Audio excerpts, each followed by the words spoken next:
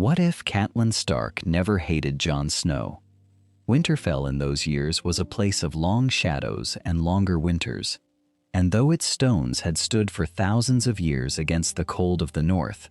there were rooms within it where warmth gathered close, where the hearths burned low through the night, and the walls seemed to breathe with the slow rhythm of the sleeping. The nursery was such a room, tucked away in the heart of the great keep, and on this particular night, it held 2 cradles and a single flickering lamp, and in one of those cradles, a child was dying. The maester bent over the smaller of the 2 cradles, his chain of many metals catching the lamplight as he moved, and when he straightened again, his face carried the careful blankness of a man who has learned to deliver hard truths without cruelty. The babe had taken a fever, a fierce one, the kind that swept through infants in the cold months and carried more than a few of them into the earth before their first name day. He spoke softly, as if the words themselves might disturb the fragile thing lying before him, and he said that the child was very small and very weak, and that the night ahead would decide the matter one way or the other, and that there was little more to be done but keep him cool and pray. Catelyn Tully, who was not yet fully Catelyn Stark in the way she would one day become, lay in her own bed across the chamber, with her son Robb sleeping against her, and she heard every word the maester spoke. She was still weak herself, the birth of Robb having been long and difficult, her body still remembering the pain of it, and there was a part of her that heard the maester's grim pronouncement and felt something within her stir that she was ashamed to name. This was the child of her husband's dishonor, the living proof of whatever betrayal had occurred in the South while men made war, the boy whose very existence was a wound she had not asked to carry. She had come to Winterfell a stranger, married to a man she barely knew, and she had found waiting for her a bastard in the nursery, a rival to her own children before her own children had scarcely drawn breath. And yet, she lay in the darkness and listened to the labored breathing of the sick infant, that thin and struggling sound, and she found that whatever bitterness she had nursed toward the idea of him would not survive contact with the reality of him. He was a babe. He had chosen nothing. He had not asked to be born, nor asked to be born into shame, nor asked to be laid in a cradle beside the true-born heir of a great house. He knew nothing of vows or of honor, or of the quiet fury of a young wife who felt herself wronged. He knew only that he was cold and then hot, that his small body was fighting a battle it might not win, and that no one in all the wide and frozen world was coming to hold him. She remembered then, with a sudden and painful clarity, the terror she had felt in her own hours of labor, the fear that had gripped her when Robb had come into the world blue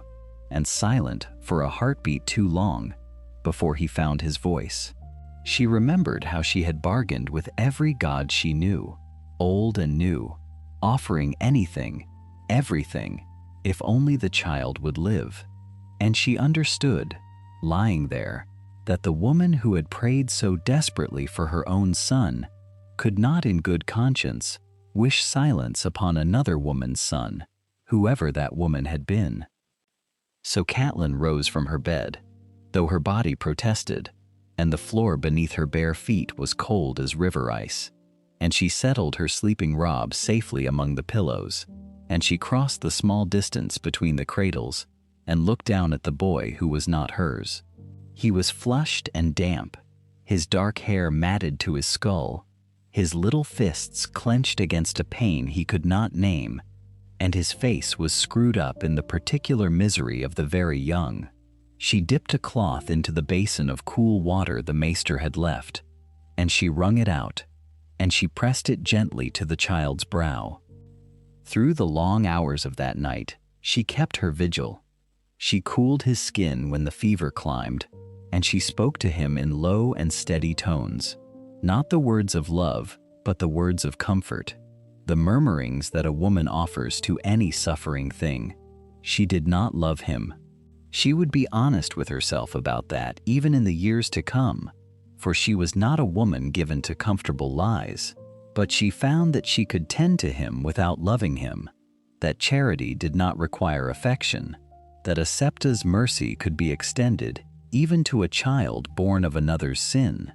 And somewhere in the deepest watch of that night, when the fever finally began to break, and the boy's breathing eased, and his small body relaxed into true sleep at last, she made a vow to herself, as solemn as any spoken before a heart tree. Whatever anger she carried toward Ned, whatever grief and confusion lived in her over the mystery of this child's mother, she would not pour it upon the infant. He would not be her son, but he would not be her enemy either. She would treat him with justice, with the plain decency owed to any child under her roof, and she would not poison her own household with a hatred aimed at one who could not defend himself. It was near dawn when Ned Stark returned from the yard, his cloak dusted with frost, and his face weary from whatever duties had kept him, and he stopped in the doorway of the nursery and went very still. There, in the gray light of the coming morning, he found his wife seated beside his bastard's cradle, the cloth still in her hand, the fever past, the child sleeping soundly. For a long moment neither of them spoke, and the silence between them held more than any words could have carried, and something passed in that quiet exchange of looks that would quietly remake the shape of everything to come. The years that followed moved with the slow certainty of seasons in the north, where snow gathered on the rooftops of Winterfell and melted again along the eaves, where children who could barely walk grew into children who could run the length of the great hall and vanish, laughing, into its shadowed corners. Robb Stark and the boy called Jon Snow grew side by side in those years, so near in age that they seemed cut from a single length of cloth, and Catelyn watched them both with a careful and deliberate attention that surprised even herself. She had made her vow beside the cradle, and she was a woman who did not break vows, for the Tullys held to their words as firmly as they held to their rivers, and what she had promised in the gray hour before dawn, she meant to see carried through into the daylight of ordinary living. It was over the matter of schooling that she first pressed her will upon the household in a manner that could not be mistaken. When the time came for the children to learn their letters and their sums, their histories and the long tangled lineages of the great houses, Catelyn came to Ned in the Solar with a proposal she had turned over many nights before, speaking it aloud. She argued that Jon should be taught alongside Robb, seated at the same table, given the same maester's instruction and the same books, and she made her case not with sentiment, but with the cool logic of a woman raised to think of houses as living things that must be defended. An ignorant bastard, she told him, was a dull blade that might be turned against you by any who wished House Stark ill, but a lettered and loyal one was a shield, a man who understood his place and understood, too, the family that had raised him with fairness rather than scorn. Bitterness bred betrayal, she said, and there was no surer way to make an enemy of a boy than to spend 15 years teaching him that he was worth less than the children who shared his blood.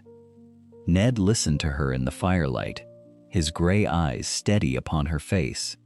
and though he said little in reply, she saw in the set of his shoulders that her words had found their mark. He had feared, she understood later, that she would resent the child forever, that the boy would grow beneath a slow rain of cold looks and colder silences,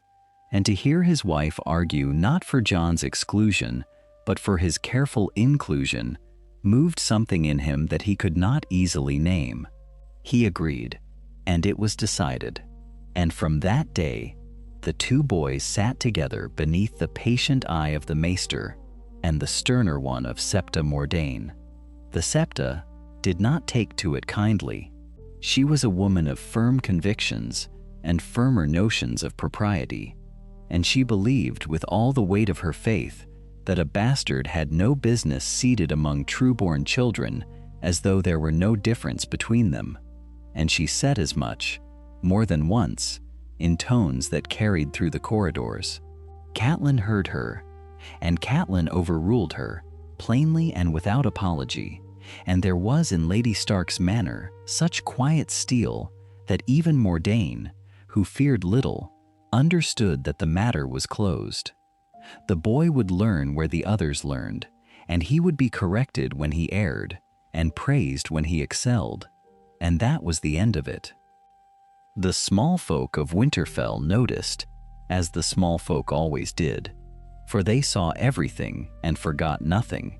and word passed among them in the kitchens and the stables and the draughty passages that Lady Stark had chosen mercy where another high-born woman might have chosen scorn. The kitchen women, who had watched the boy with wary pity in his infancy, now slipped him warm bread without the guilty glance they once wore, and the master-at-arms, gruff old Roderick Castle, drilled him in the yard with the same brisk honesty he gave to Robb,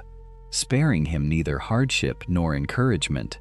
A household takes its temper from its lady as surely as a hearth takes its warmth from the fire laid within it,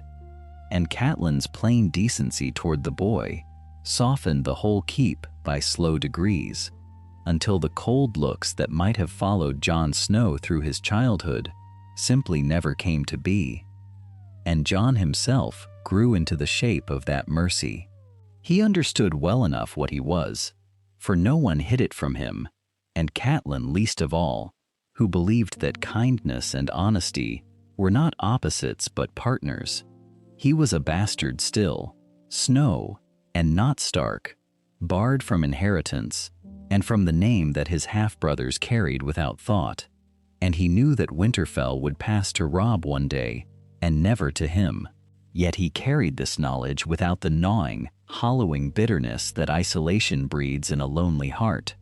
for he had not been made lonely, had not been taught by 10,000 small cruelties that he was unwanted beneath his own father's roof. He knew his place, and having been permitted to keep it with dignity, he did not spend his boyhood raging against its edges.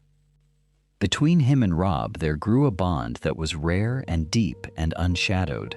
In another telling of things it might have curdled into rivalry, the true-born heir and the bastard measuring themselves against each other in silent, resentful comparison, each watching the other for signs of favor stolen or withheld. But there was no such poison in them. They shared their lessons and their secrets, their bruises from the training yard, and their whispered plans in the dark after the candles were snuffed, and they trusted one another with the whole and uncomplicated trust of brothers who had never been given reason to doubt. Robb never learned to look down upon Jon, for his mother had never modeled such looking, and Jon never learned to envy Robb, for envy grows best in soil watered by exclusion. It was on a gray afternoon late in that gentle stretch of years, with the two boys returned mud-spattered and grinning from the yard, that Catelyn stood at a high window watching them cross the courtyard shoulder to shoulder, and she felt stir within her a thought she had not expected to think, one that would trouble her sleep in the nights to come. By the time the two of them had reached 14, the training yard at Winterfell had learned their names in a way that spoke of something beyond the ordinary progress of boys grown tall. Sir Roderick Castle, who had watched 3 generations of Stark children take up wooden swords and drop them again in tears, found himself lingering at the fence long after the lesson should have ended, his whiskers bristling with an admiration he was slow to speak aloud. He had seen strong swordsmen before, and quick ones, boys with the makings of hard men in their shoulders and their eyes, but he had never seen 2 who fought as though they shared a single set of nerves stretched between 2 bodies. When Robb fainted high, Jon was already stepping to guard the opening, and when Jon overreached in his eagerness, Robb was there behind him, covering the gap without a word passing between them, without so much as a glance to arrange it. Their instincts had grown up braided together, like two saplings planted in the same hole, and the roots had gone down so deep and so tangled that no man could say now where one boy's cunning ended and the other's began. It was to Ned alone, in the quiet of the Lord's solar with the fire low and the wine warm in their cups, that Sir Roderick confessed the whole of it. He said that he had trained many a good hand to the blade, but that he had never in all his years seen two who fought better as a pair than any two grown men in the north, and that if a day of true need should ever come, my lord would do well to set them at each other's backs, and let no other stand between them. Ned listened with his gray eyes fixed on the coals, and said little, for he was a man who hoarded his words as a miser hoards coin. But the old master-at-arms saw the pride move across his face like the shadow of a cloud passing over stone, and he understood that the words had struck home and would not soon be forgotten. Nor was the harmony of those years confined to the yard and the clash of practice swords. Within the walls of the great keep, a household had taken shape that was unusual for its warmth, and much of that warmth flowed, though few of its members would have named the source, from the lady of the house herself. Sansa, who was growing into a girl of careful manners and courtly aspiration, took her cues from her mother as daughters do,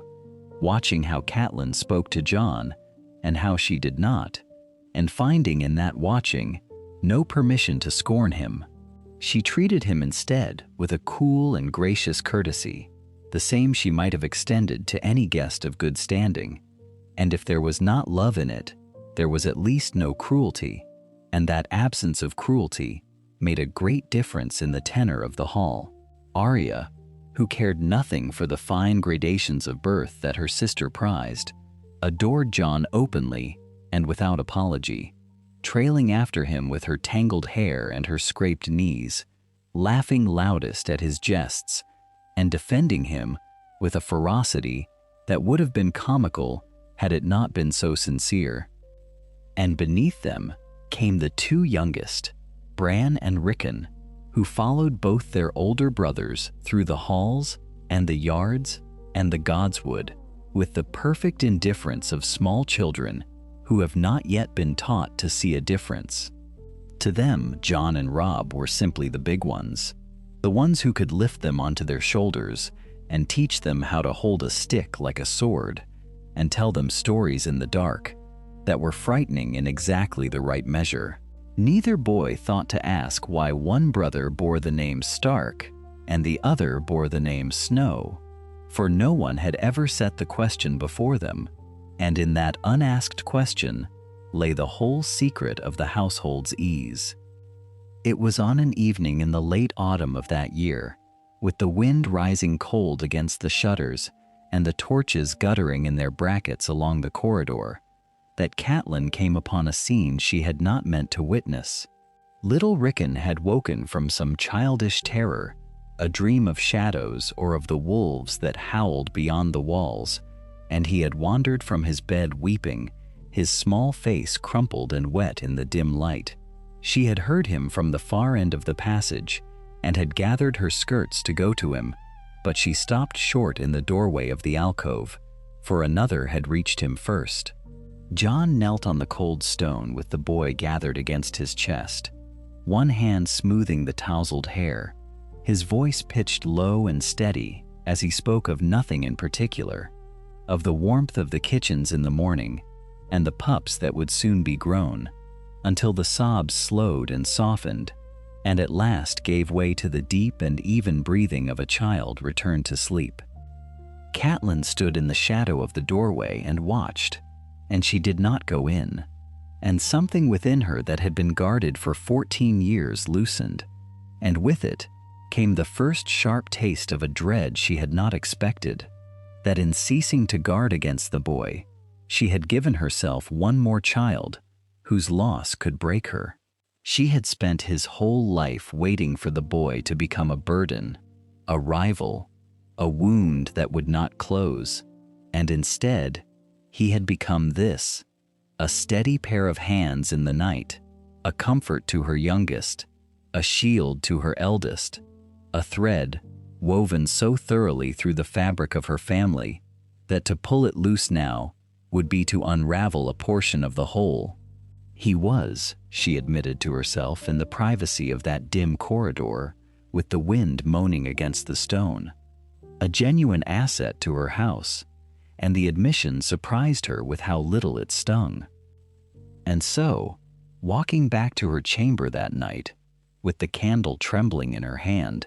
she began for the first time to turn the matter of his future not as a problem to be solved by distance and exile, not as a thing to be sent away to the wall or the sea or some far corner where he might be forgotten,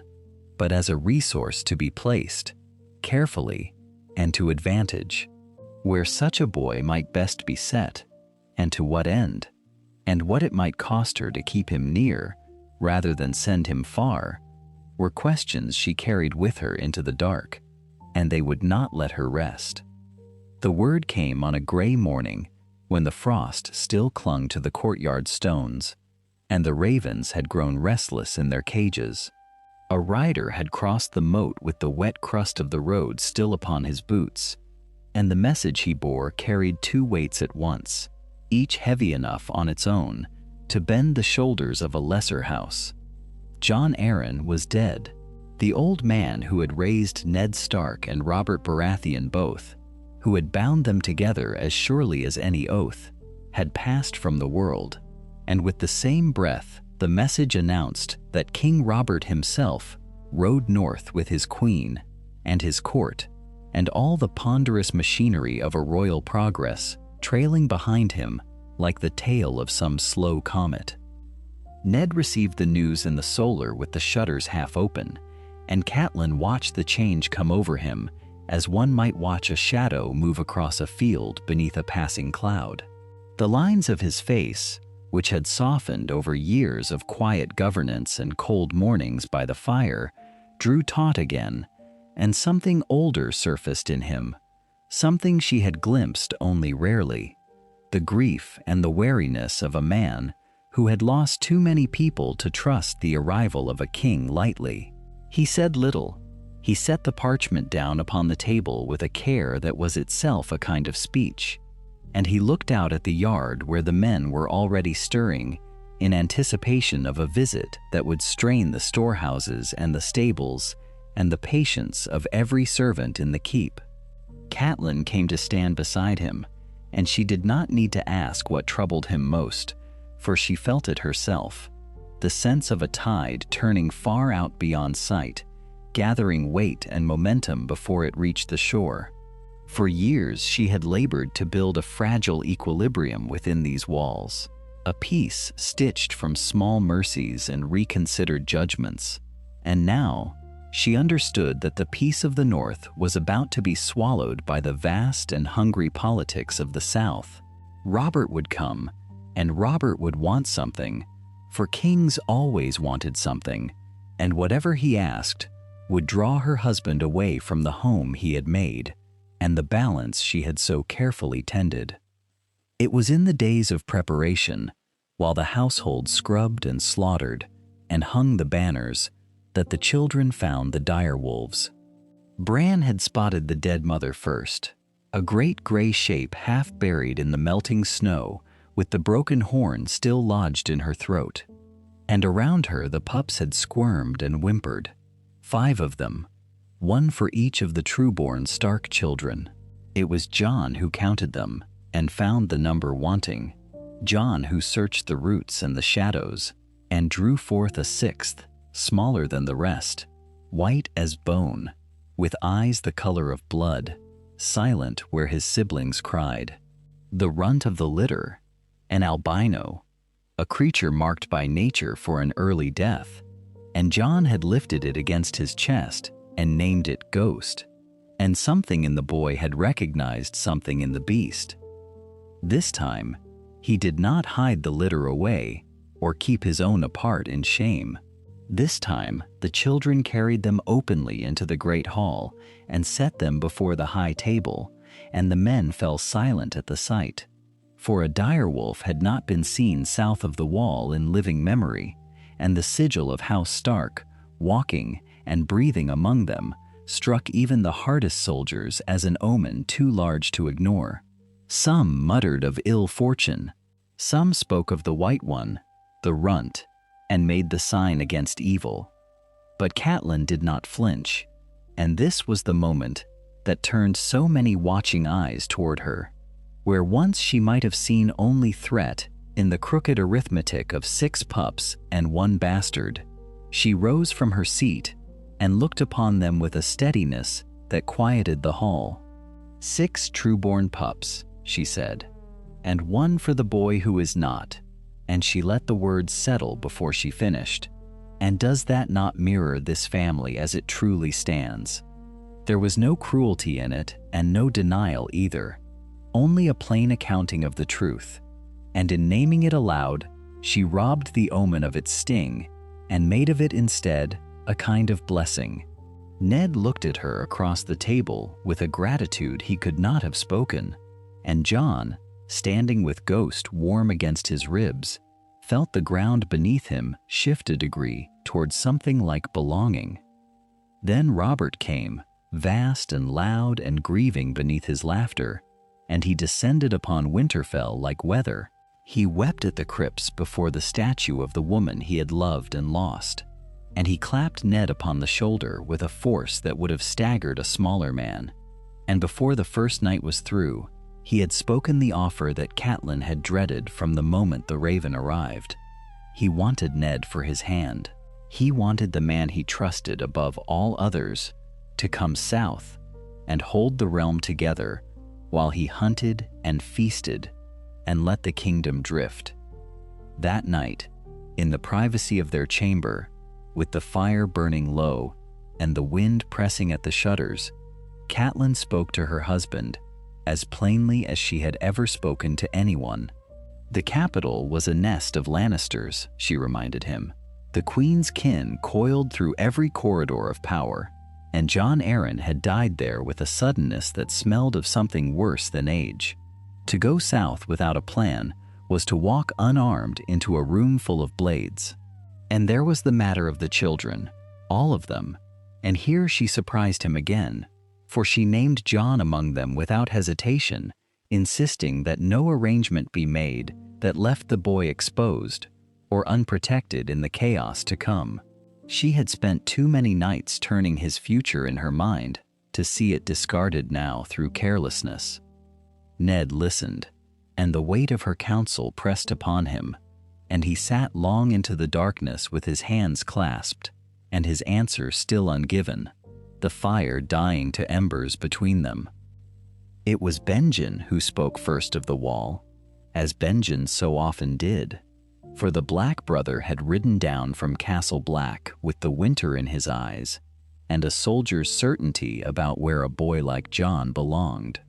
They stood together in the yard beneath a sky the color of beaten pewter, uncle and nephew, and Benjen studied the young man his brother's son had become,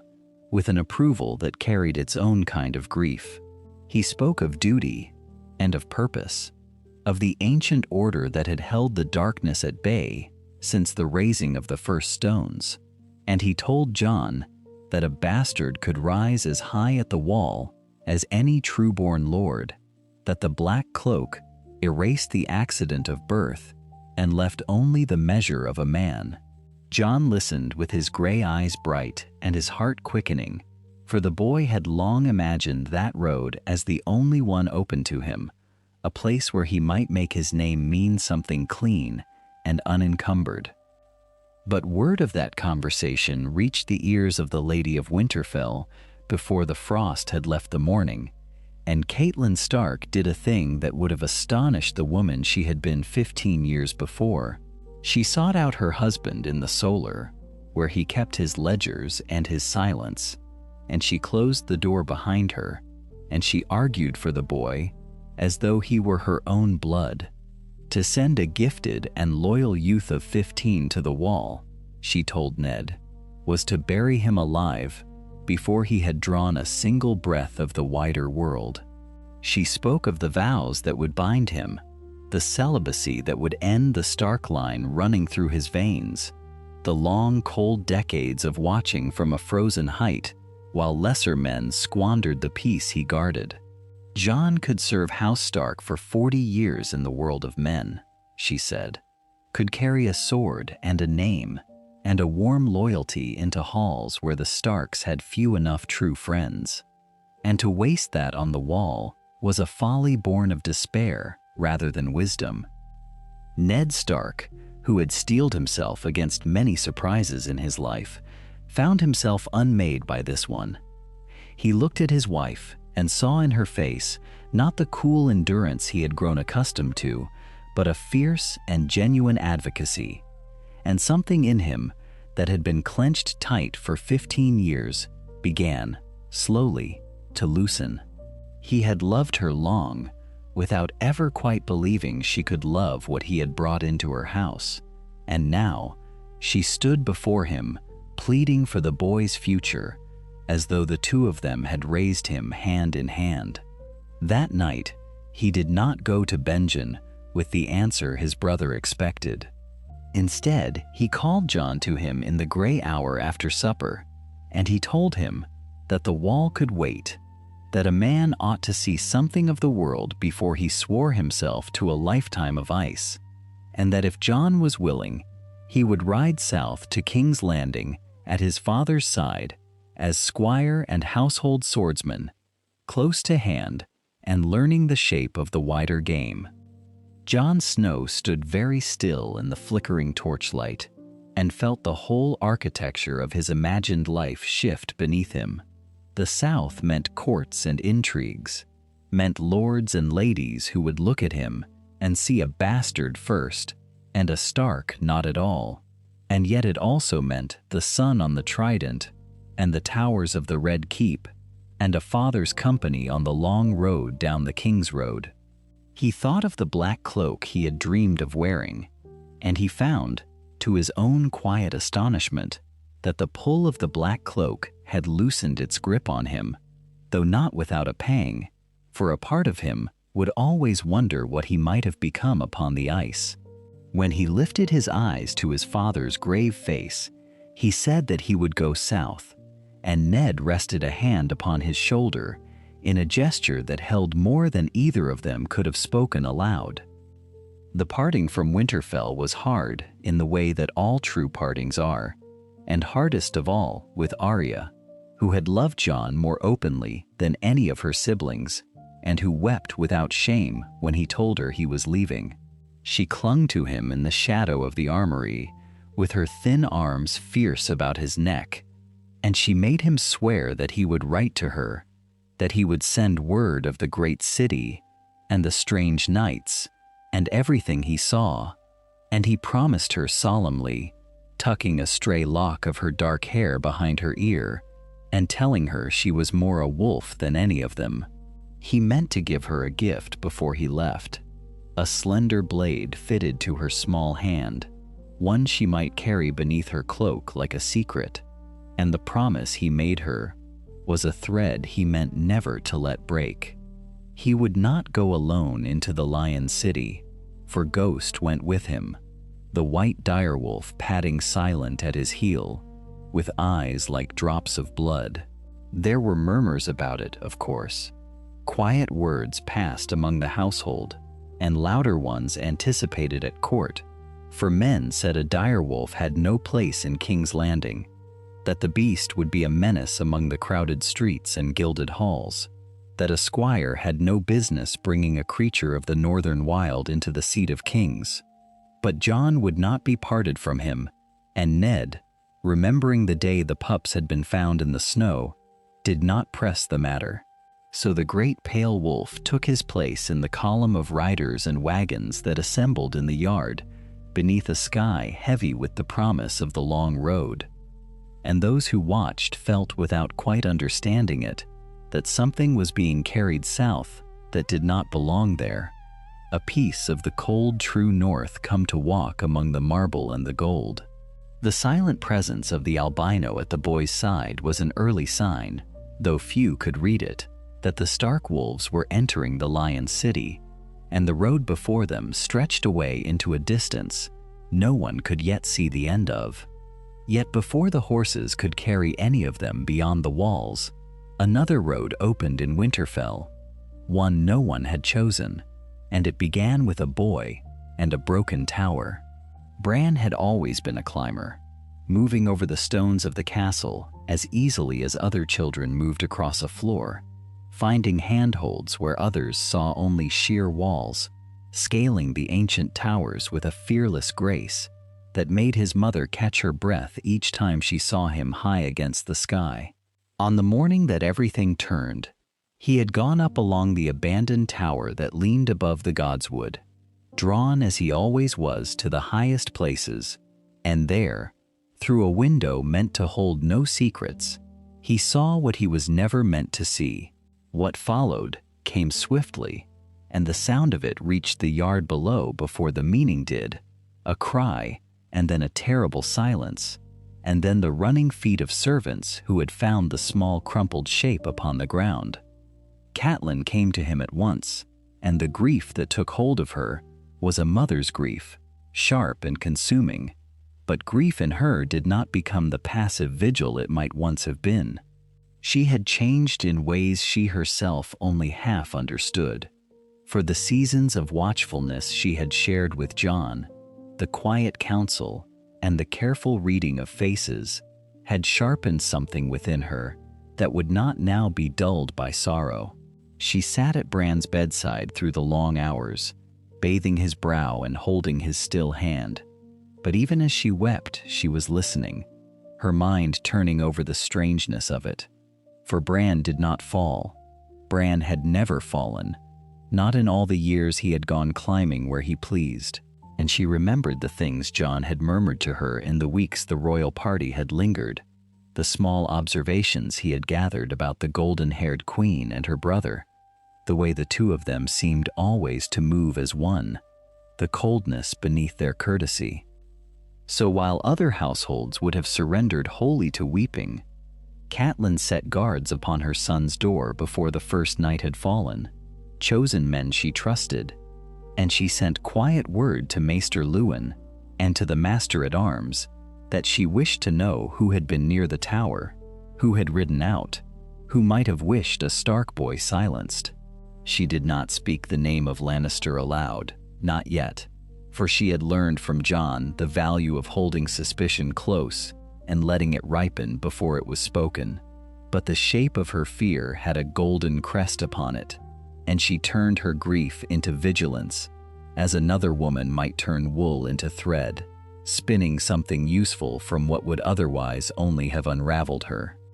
In the shadow of this sorrow, the two roads from Winterfell drew nearer to their parting, and Jon and Robb came together in the yard on the eve of the departure to say what young men find hardest to say. They were brothers in all but name, raised side by side, and now one would ride south into the tangle of the court, while the other remained to hold the north in their father's absence, and the weight of it lay upon them both. They clasped arms and then embraced, and Robb swore that he would keep the north safe until Jon returned to it, and Jon swore in turn that he would guard their father and their sisters in the south with his life. And the vow passed between them, fierce and unadorned, two boys binding themselves to a promise larger than either yet understood. There was no bitterness in it, no old wound of birth to poison the moment, only the clean ache of parting between two who loved each other, and Ghost stood pale and silent beside them, as if he too were sealing the pledge. To Arya he gave a different gift, drawing her aside where the others could not see, and he confirmed the gift he had promised her, a slender blade forged narrow and light, a sword made for a small clever girl rather than a broad-shouldered knight. She looked at it with wonder shining in her gray eyes, and she asked its name. Jon knelt so that his face was level with hers, and told her that all the best swords had names, and that she might call this one Needle, and that she should stick them with the pointy end, and that when the fine ladies of the court called her a lady, she should remember exactly what to do with anyone who tried to make her something she was not. Arya laughed and threw her arms about his neck, and he held her a long moment, breathing in the wild, childish smell of her, knowing that the girl he held would be changed by the road ahead in ways neither of them could yet name. Then the morning came, gray and clear, and the column formed at last and passed beneath the gate, Ned upon his horse at its head, with Sansa riding sweetly beside him, dreaming of the court she had longed to see, and Arya, with Needle, hidden away among her things, and Jon, upon his mount, with Ghost padding at his flank. A piece of the north carried southward into the wide unknown. Catelyn climbed the walls to watch them go, standing in the cold wind, with her cloak drawn tight, and she watched until the riders had dwindled to small dark shapes upon the King's Road, and then to nothing at all. And there upon the battlements, alone with the wind and the pale distance, she found herself praying, and her prayer went out not only for her husband and her daughters, but for the bastard boy as well, for Jon, for his safe return. And the moment she formed his name within her heart, she understood how completely something had changed in her, how the wall she had once built against him had come down so quietly that she had not even marked its falling. She did not weep for the strangeness of it. She only stood a while longer, the cold stone beneath her hands, and felt the world tilt toward whatever waited on the long road south, where two lions kept their secrets behind golden smiles, and where a boy she had once refused to love now rode toward dangers she could not name, carrying her prayers with him, whether he knew it or not. The night the man came for Bran, the whole of Winterfell had been waiting, without knowing quite what it waited for. Catelyn had not slept easily since Bran's fall, and in the days since she had done more than pray, for grief in her had turned itself toward vigilance, and vigilance had become command. She had posted guards where none had stood before, had spoken quietly with the master-at-arms about the men who walked the corridors near the sick room, and had asked that the great gray direwolf be permitted to remain close to the boy who had raised him. These were small precautions, the kind that a mother makes when she cannot bear to sit idle, and she had half expected that nothing would come of them, that the caution was only a way of keeping her hands from shaking. She had been wrong, and the wrongness of it saved her son's life. The fire that broke out in the library tower that evening drew the household as fire always draws men, and the corridors emptied of their watchers as guards and servants ran toward the smoke and the shouting. It was a clever thing, that fire, meant to pull attention away from the quiet room where a broken boy lay sleeping, and in the old telling, it would have worked, or nearly so. But Catelyn had left more than one man at Bran's door, and she had left the wolf, and when the assassin came slipping through the smoke with a dagger of Valyrian steel, and a purpose written plain upon his face, he found no empty chamber and no helpless woman to overpower. He found the direwolf waiting in the dark, its eyes catching the low light, and he found two guards who did not run toward the fire but held their post as they had been bidden. There was a struggle, brief and brutal in the narrow space, and the wolf took the man by the arm before his blade could find its mark, and the guards bore him down against the cold stone floor and pinned him there while he cursed and thrashed. Catelyn came at a run when the alarm reached her, her heart hammering, and she stopped in the doorway to see the assassin held fast and living, his dagger kicked away into the corner where the firelight from the corridor could not quite reach it. She looked at the man, at the ruin the wolf had made of his arm, at the fine steel of the blade that no common cutthroat should ever have carried, and she understood at once that this was no ordinary robbery. that someone had paid to have her son silenced in his sleep. In the days that followed, she did not ride south in a fever of secrecy, as another woman might have done. She had the captive kept in the deepest cell beneath the keep, and she went to him herself, with Sir Roderick at her side, and Maester Lewin to tend the man's wounds enough to keep him talking, and she questioned him with a patience that came from somewhere very cold and very steady inside her. The man was low and frightened, and no true agent of any lord, only a hireling who had been given the blade and the promise of coin, and under her questions the shape of the thing began to emerge, for he spoke of the wealth that had been offered him, of the quality of the men who had passed him the dagger,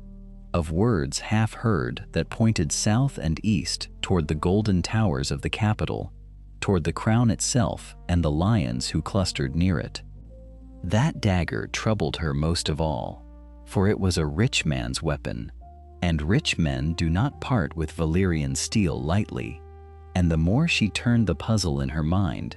the more certain she became that the blade would name its owner if only she could carry it before the right eyes. And so her course took shape, not in panic, but in resolve. She would go to King's Landing, but she would go having secured everything she left behind, and she would send warning ahead by raven and by trusted rider so that Ned would not be caught unknowing, so that whatever waited in the capital would find him forearmed rather than blind.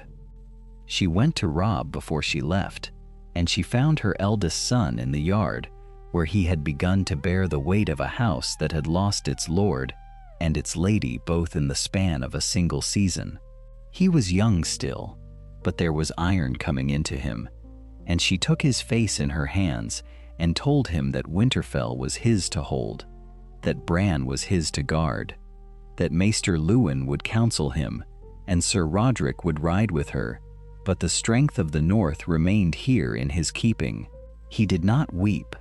though she saw that he wished to, and she loved him fiercely for the straightness of his back and the steadiness of his voice, as he swore to keep his brother safe. Far to the south, in the sprawling heat of the great city, where the northern chill was only a memory, the wolves were already learning the game they had never been bred to play. Jon Snow, who in another telling would never have made that journey at all, moved through the Tower of the Hand with the quiet watchfulness that a boy learns when he has spent his life half apart from those around him, listening at the edges of rooms,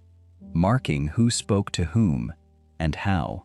Servants gossiped freely before a boy they took for a body servant or a page, and guards let slip small things in the yard, and Jon, who missed very little, carried what he gathered to his father in the evenings when the two of them sat together away from other ears.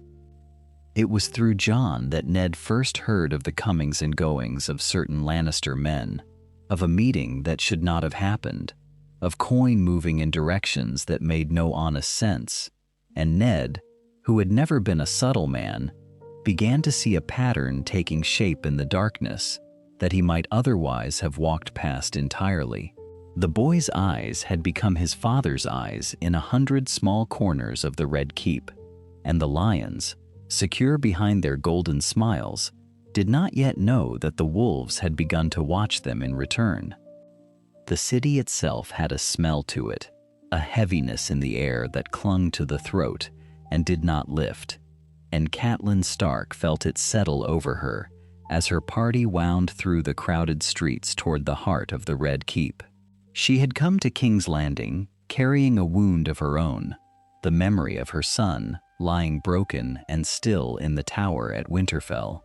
and a dagger of Valyrian steel wrapped in cloth against her breast that she believed might unlock the whole terrible mystery. The men who had received her had done so in secret, hurrying her through servants' passages as though she were something to be hidden, and it was in a dim chamber lit by tallow candles that she first met the man who called himself an old friend. Petyr Baelish had a way of smiling that never quite reached his eyes,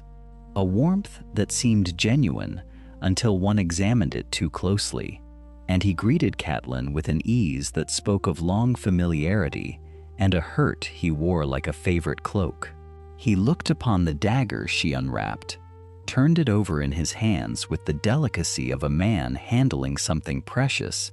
and told her plainly that the blade had once been his own. He had lost it, he said, in a wager on a tourney, staked against the prince who had grown to be a king, and the man who had won it from him was Tyrion Lannister, the dwarf, the youngest son of the great Golden House. He said the words softly, as a man reluctant to bring grief, and Catelyn felt something cold and certain harden in her chest, a mother's conviction that she had found the hand that had reached for her child's life. Yet before she could carry that certainty far, there came the reunion she had crossed the length of the realm to have, and it was warmer than she had dared to hope. Ned Stark came to her not as the grim and burdened hand of the king, but as her husband, and when he took her hands in his, the roughness of his palms and the tired lines about his eyes told her more than any letter had. There was no coldness between them, no distance grown from long absence, only the quiet gladness of two people who had built a life together and now stood in a strange and hostile place with the comfort of one another.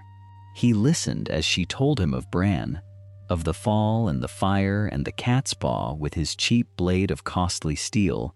and his face, which so rarely showed what moved beneath it, showed her sorrow and anger in equal measure. It was Jon who changed the shape of that night, Jon who had been summoned quietly, and who came to stand in the shadows at the edge of the chamber where his father and Catelyn spoke. He said little at first, for he had learned long ago that a bastard who spoke too readily in the company of his betters invited scorn. But he watched Baelish with the same steady attention he had turned upon the Lannister men in the yards and passages of the keep, and what he saw troubled him. There was something practiced in the man's grief, something too neatly arranged in the way the tale of the dagger had unfolded, and when the courtier had gone, Jon spoke his mind to his father, in the low voice they had grown accustomed to using together. "He gave you the answer before you asked the question," Jon said, and Ned looked at him with the attention of a man who had come to value his son's watching. "A blade that points so cleanly at a single enemy, and pointed by a man who profits from your quarrels. I would not stake Bran's life on his word alone, father, nor yours." Catelyn heard this, and something in her bristled at it, for Petter had been her friend when they were both children in the halls of Riverrun, though the reckoning she would one day owe him for that misplaced trust was still years from coming due, and it wounded her to hear his honesty questioned by a boy she had spent long years trying to hold at a careful distance, and had only lately begun to know. Yet she was not a foolish woman, and beneath the ache of old loyalty, she recognized the sense in what Jon said, recognized too that the boy had no cause to bear false witness against a man he had met only that day. She had come resolved to seize Tyrion Lannister the moment fortune granted her the chance, to hold him accountable for the blade and the broken child, and that resolve had not left her, but she found herself, for the first time, weighing it against the cold caution the boy had set before them. Ned took his son's warning as a man takes a hand offered across dark water. He had lived long enough among liars to know that in this city, truth was a coin that men minted to spend, and he had come to trust Jon's instincts as he trusted the edge of his own sword, tested and reliable. When Catelyn pressed him, her voice tight with a mother's urgency, to act, to take the dwarf and wring the truth from him before the chance slipped away, Ned did not dismiss her. He drew her to him instead, and reminded her gently that to move against a Lannister on the word of Petter Baelish was to make an enemy of the whole Golden House, with nothing solid in hand to justify it. and that in a city where they were surrounded and outnumbered, such a stroke might undo them all before it struck home. "We will find the truth of it," he told her, and his voice carried the weight of a man who had chosen his course after long deliberation.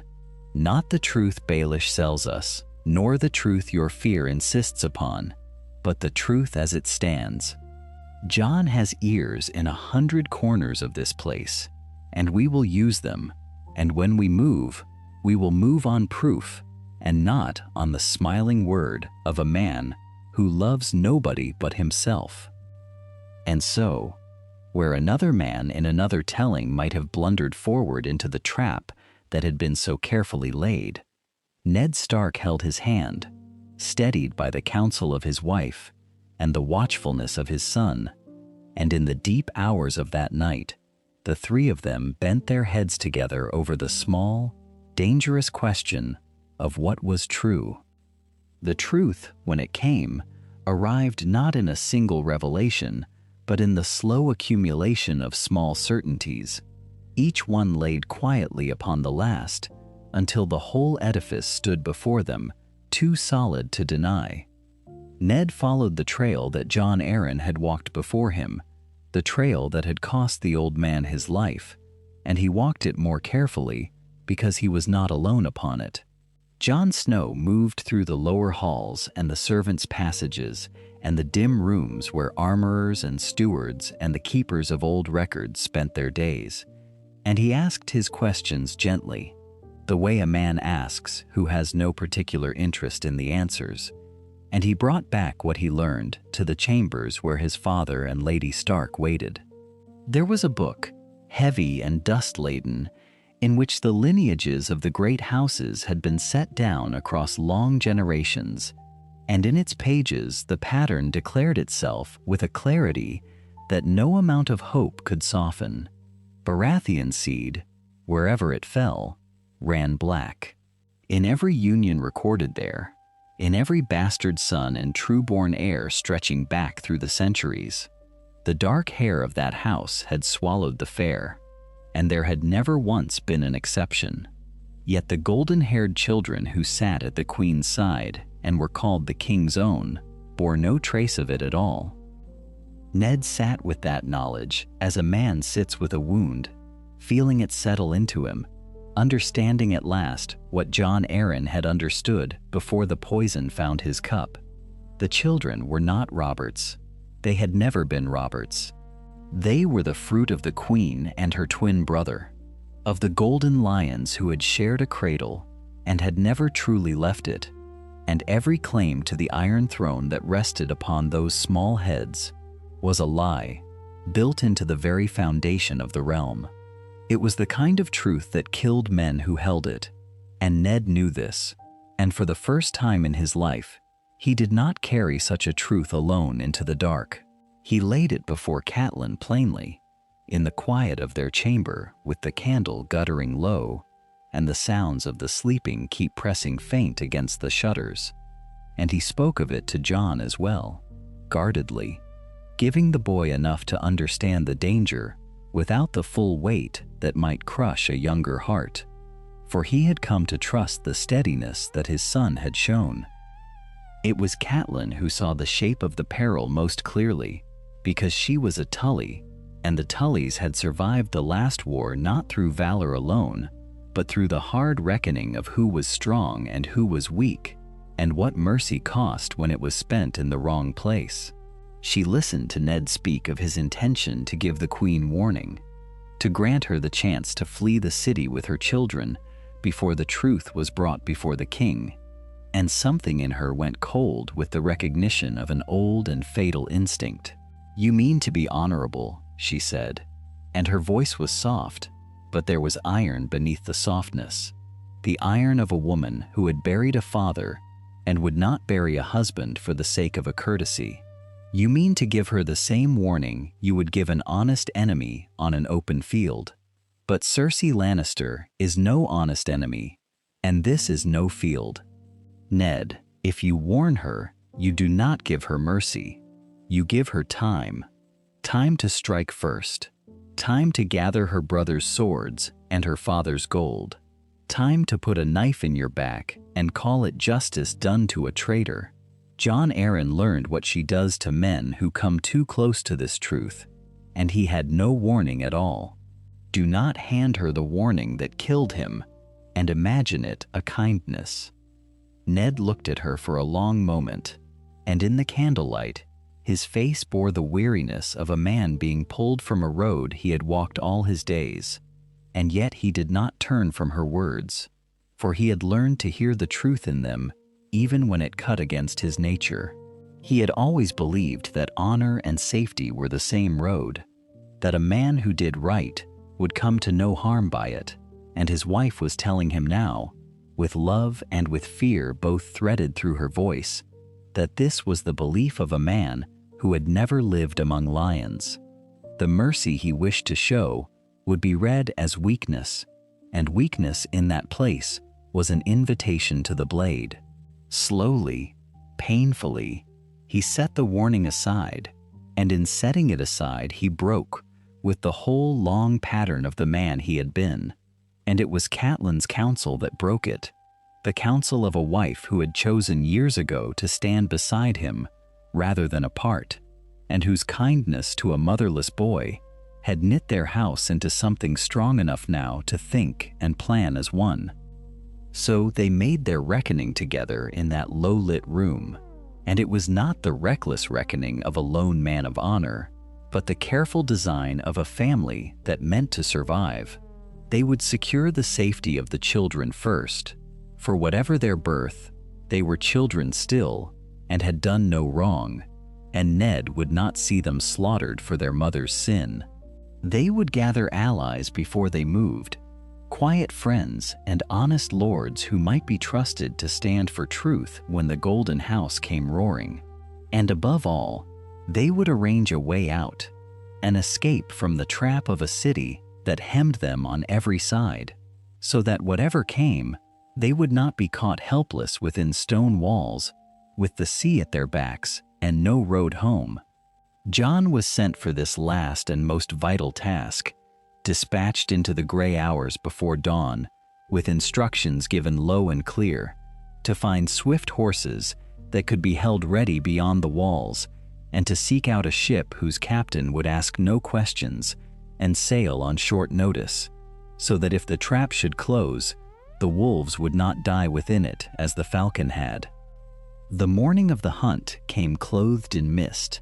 the kind that rolled up from the Blackwater and hung between the towers of the Red Keep until the whole world seemed uncertain of its own edges. Robert Baratheon rose in high spirits, his great laugh carrying through the corridors as he called for his spear and his horse, for wine to warm his belly, and men to ride beside him into the Kingswood, where the boar and the stag waited. He wore his hunting leathers stretched tight across a frame that had once been the terror of the Trident, and though the years had thickened him and the drink had softened him, there was in his eyes that morning a light that had not shone there in a long while, the pure and simple joy of a man escaping the weight of a crown for a day among the trees. Ned watched him go from a high window, and the disquiet in his chest was not a thing he could name plainly, only a shadow cast by his wife's warnings and by the memory of Jon Arryn cold upon his bier. Catelyn had spoken to him in the dark hours, her voice low and urgent, reminding him that men who learned dangerous truths in this city did not live long, and that a king who trusted the wrong hands to pour his wine was a king riding toward his grave. So it was that Ned had called Jon to him before the party gathered, and had bid him ride out with the huntsman not as a lord's son, but as another rider among many, to watch, and to mark especially, the young squire Lancel Lannister, and the skins of wine he carried at the king's own request. Jon did as he was bidden, keeping to the flanks of the great column as it wound into the green shadow of the Kingswood, and he watched with the patience his father's men had taught him in the yards of Winterfell. He saw Lancel ride close to the king through the long morning, saw the boy offer the skin again and again, saw how the wine within was not the watered vintage that a squire might give a great man to keep him steady in the saddle, but a strong wine, dark and heavy, the sort that clouded the eye and slowed the hand. The king drank deep and drank often, and his laughter grew louder and his movements looser, and Jon felt a cold understanding settle in his stomach, for he saw the shape of the thing even as he could not prove it, a poisoning not by any draught but by drink itself, by the deliberate dulling of a hunter's senses before he faced the tusks of a maddened beast. He rode hard back to the Red Keep when the noon had passed, and he found his father and told him plainly what he had seen, and Ned listened with a face gone grave and gray. Word was sent, riders dispatched to counsel caution, but the Kingswood was wide, and the hunt had scattered deep among the oaks, and by the time any warning might have reached the king, it was already too late, for the boar had come. It came out of the underbrush, black and vast and furious, and Robert, his eyes clouded and his footing uncertain, met it as he had met 1,000 foes in his youth, with courage and with steel, and with a laugh upon his lips. But the strength that had carried him through the war was buried now beneath the years, and the wine had stolen the last of his quickness, and the tusk found the soft flesh of his belly and opened him from groin to breast before his spear had done its work. They bore him back to the castle on a litter of cloaks and broken branches, and the maesters worked over him through the long red afternoon, but there was no closing of a wound so deep, no herb or poultice that could gather back the life that leaked steadily onto the sheets. Robert lay dying in the great bed of his chambers, and in the lucid hours between the fever and the dark, he called for Ned and gripped his old friend's hand with a strength that surprised them both. He spoke of the boar and of his own folly, and he did not speak of Lancel or of wine, for he had never learned to look for treachery in the small and grinning faces that surrounded him. He named Ned protector of the realm, bidding him rule until the boy Joffrey came of age, and Ned took the parchment and the quill and wrote the words the king commanded, though in his own heart he had already resolved upon a different course, for he knew now what Jon Arryn had died to learn, and he would not set a lie upon the Iron Throne. Yet even as Robert's breath grew shallow and the candles guttered low, the true and quiet victory of the Starks was unfolding far below in the tangled warrens of the city. For Catelyn had not waited upon the outcome of the hunt,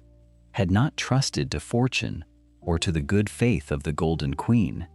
and in the gray hours she had gathered her daughters and slipped them from the keep by servants' passages and shadowed streets, Sansa weeping and bewildered, and Arya fierce with excitement, both of them wrapped in plain wool, and hurried toward the docks, where Jon had found a captain willing to sail. So when Cersei Lannister moved at last, as she had always meant to move, sending her men to seize the daughters of the hand and hold them as pledges against Ned's silence and his sword, she found only empty rooms and cold hearths, and no hostages at all to bend the wolf to her will. The board that once had been arranged so wholly to Cersei's advantage now stood scattered and strange,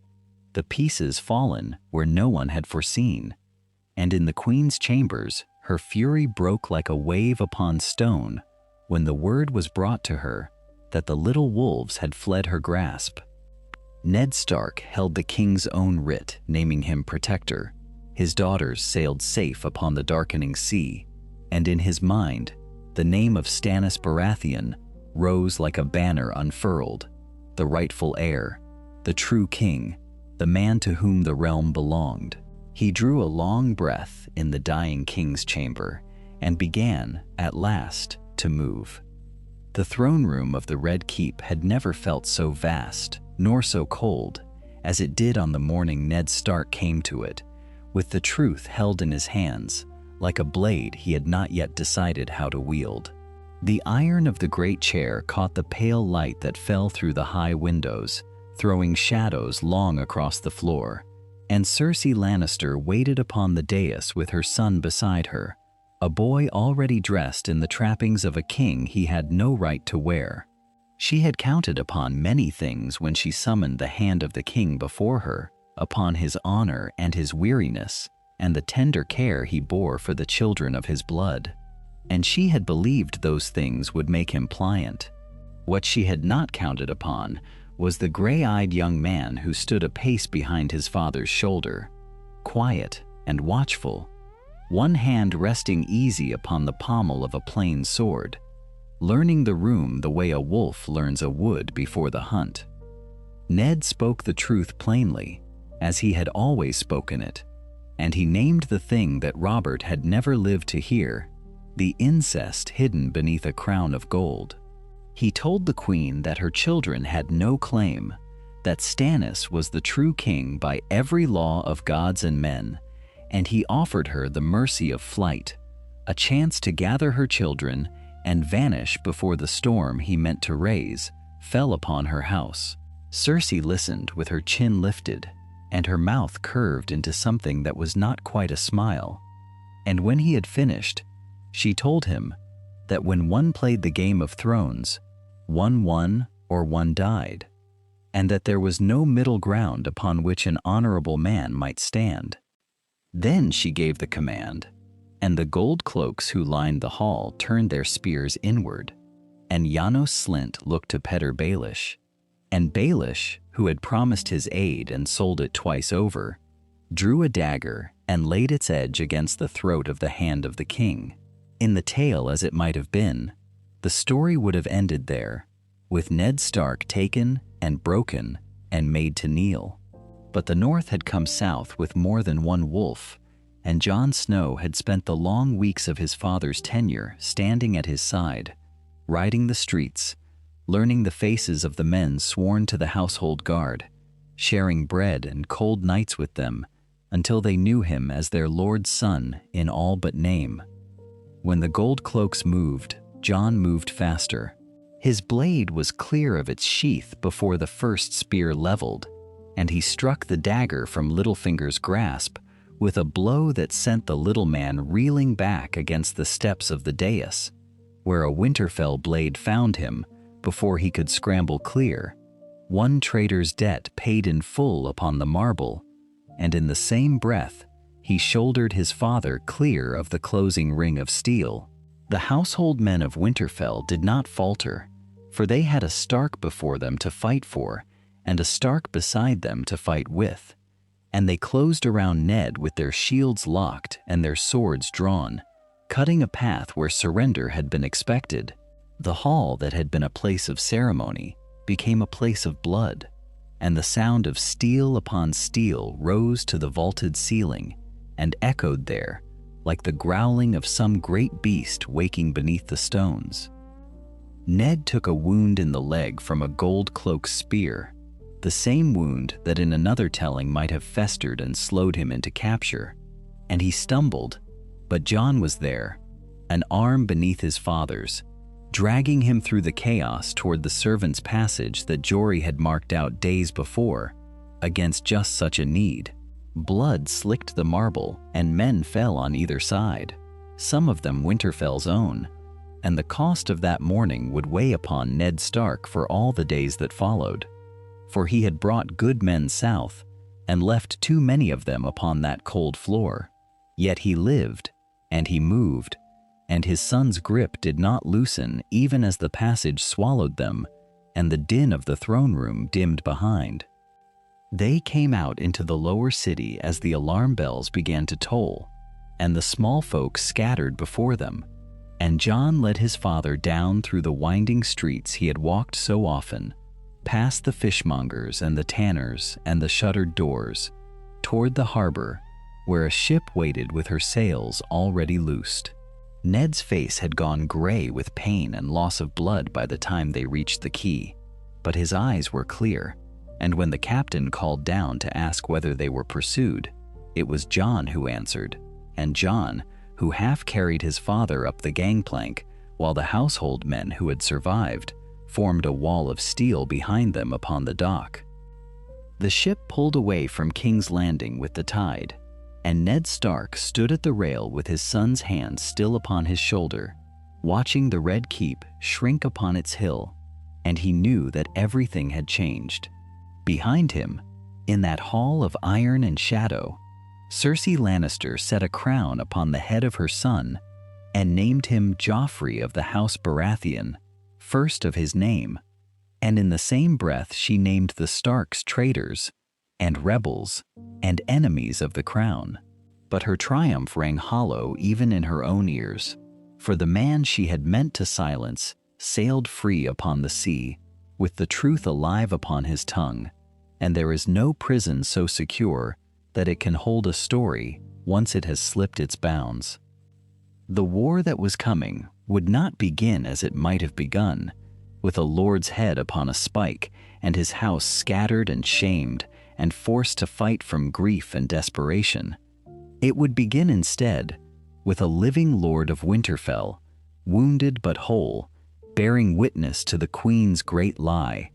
and with a son beside him whose loyalty had already been proven in blood upon a marble floor. As the coast of the Crownlands fell away into the mist and the wound in his leg was bound with clean linen below decks, Ned Stark closed his eyes and set his mind upon the letters he would write, and the banners he would raise, and the name of the true king he meant to serve. Word of what had passed in the capital reached Winterfell long before the ship that carried its cargo of wounded men and hard truths ever touched a northern shore, for the ravens flew faster than any hull could cut the water, and Robb Stark had known for many days that his father lived,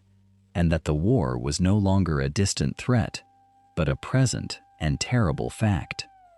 He had called the banners in the gray hour before he was truly ready, summoning the lords of the north to Winterfell as the first snows of autumn dusted the battlements, and he had watched them come with their columns of horse and their wagons of grain and their long, patient files of men who had left their fields and their forges to answer the summons of a boy not yet grown into his manhood. He had felt the weight of that summons settle upon his shoulders like a mantle of iron, and he had carried it as best he could, though he was young and untested and terribly aware of both. When the messengers came galloping with news that Lord Eddard had landed and was riding hard for the Trident with a small company at his back, Robb rode south to meet him, and the host that assembled at River Run and later mustered at the great gates of Moat Cailin was a thing that no faction in that fractured realm could easily divide. The Tullys came with their fish banners snapping in the river wind, and the northern lords came with their direwolves and their flayed men and their giants and their mermen, and among them all rode a family that ought by every rumor and every whispered slander to have been sundered and set against itself, and was instead a single unbroken front. There was Ned, still pale and moving, with a stiffness in his wounded leg that he could not entirely hide, and there was Catelyn at his side, with her red hair loose about her shoulders and her eyes steady upon the assembled lords, and there was Robb, with the newness of command still raw upon him, and there, riding a half-length behind his father, with his dark hair and his long face and his quiet, watchful eyes, was Jon Snow. The lords who had come expecting to find weakness found instead a thing they could not easily name, and it unsettled them in a manner that no army could. For a house divided is a house that may be turned, and a bastard resented is a wound that an enemy may worm his fingers into, and a wife who hated her husband's base-born son was a lever that men in the South had counted upon without ever having seen it. They had heard the tales, as all men had, of the cold Lady of Winterfell, who could not abide the sight of the boy her lord had brought home from the war, and they had built their reckonings upon those tales, as a man builds a house upon what he believes to be solid ground. And now the ground had shifted beneath them, and they did not yet understand how far. Ned resumed his command with the quiet authority of a man who had never truly relinquished it. And in the great hall of Moat Cailin, with the ancient stones dripping with the damp of ages and the torches guttering in their iron sconces, he did a thing that set a murmur running through the assembled lords like wind through wheat. He named Jon Snow a captain of his personal guard, and he did it not in some private corner where the deed might be softened and half concealed, but before them all, in the full sight of every bannerman who had come to fight beneath the direwolf. It was an elevation that no man could pretend not to have witnessed, and it made of the bastard something he had never been permitted to be, a figure of open standing, a son acknowledged in all but the name that law withheld. And then, before any lord could measure how he ought to feel about it, Catelyn Stark stepped forward and endorsed the choice with her own voice, and this was the thing that truly silenced them. She said that the boy had proven his loyalty in blood, upon a marble floor in a distant city, that he had stood at her husband's side when better-born men had fled, that there was no man in all that host whom she would sooner trust to guard the Lord of Winterfell's life. She said it plainly and without flourish, as a woman states a fact that requires no ornament, and the lords who had come armored in their old assumptions found those assumptions falling from them like rust flaking from an unused blade. Yet not every heart in that hall was easy, and the one that beat least easily of all belonged to Robb. He had held the North together in his father's absence, had called the banners and mustered the host and borne the terrible loneliness of command. And now his father was returned, and the great weight had been lifted from him and given back to the man from whom he had borrowed it. And he found, to his own quiet shame, that he did not entirely wish to surrender it. He loved his father wholly and without reservation, and still there was a hunger in him now that had not been there before, a taste for the making of decisions that could not be easily unlearned. Ned saw it, as he saw most things that passed across his son's open face, and rather than crush that hunger or pretend it did not exist, he chose to give it a channel through which it might run. In the war council that gathered that night around a great scarred table with a map of the Riverland spread upon it, and waited at its corners with daggers, he granted Robb an independent command of the campaign along the Trident, telling him to take the younger lords and the swiftest horse, and to strike where his own judgment told him to strike. It was a gift and a test and a wager all at once, for it meant that there would now be 2 Stark banners in the field, 2 heirs whose choices might one day diverge. And Ned did not yet know how far the cautious line he meant to hold would bend before the boldness of a son given his first true taste of war. The road south from the war council carried the host toward a place that had no love for kings or lords or any traveler who came to it in need, for the twins were less a castle than a toll gate raised across the neck of the world, 2 grim towers of gray stone joined by a bridge that spanned the green waters of the Green Fork, and the man who held them had grown old and cunning in the certain knowledge that everyone who wished to cross must first come to him with hat in hand. Walder Frey was that man, and he had waited long years for the day when the proud lords of the great houses would need his crossing more than he needed their friendship. When the northern army came at last to the muddy fields before his gates, weary and rain-soaked and pressed for time, he understood that the day had finally arrived, and he settled himself into his high seat like a spider testing the tremble of its web. It might have been Robb who came to bargain, a boy of not yet 17, with the weight of a war upon him, and no reputation yet to lend him weight in the eyes of an old schemer. In the tale that never was, it had been so, And the price of that boyish desperation had been a promise sealed in the crossing of the bridge, a vow that a Stark of Winterfell would take a Frey daughter to wife, a promise made in haste and broken in the fullness of time. And out of that broken promise had grown a betrayal so terrible that its memory would have stained the stones of the twins for 100 years. But this was not that tale, and the man who rode beneath the flap of the tent to sit across from Walder Frey was not the son, but the father. Eddard Stark carried himself into that hall with the quiet gravity of a man who had ruled the North for many years and buried many griefs. And Walder Frey, for all his sneering and his practiced insults, felt the difference at once. There was no desperation in Ned's gray eyes, no boyish eagerness to be liked,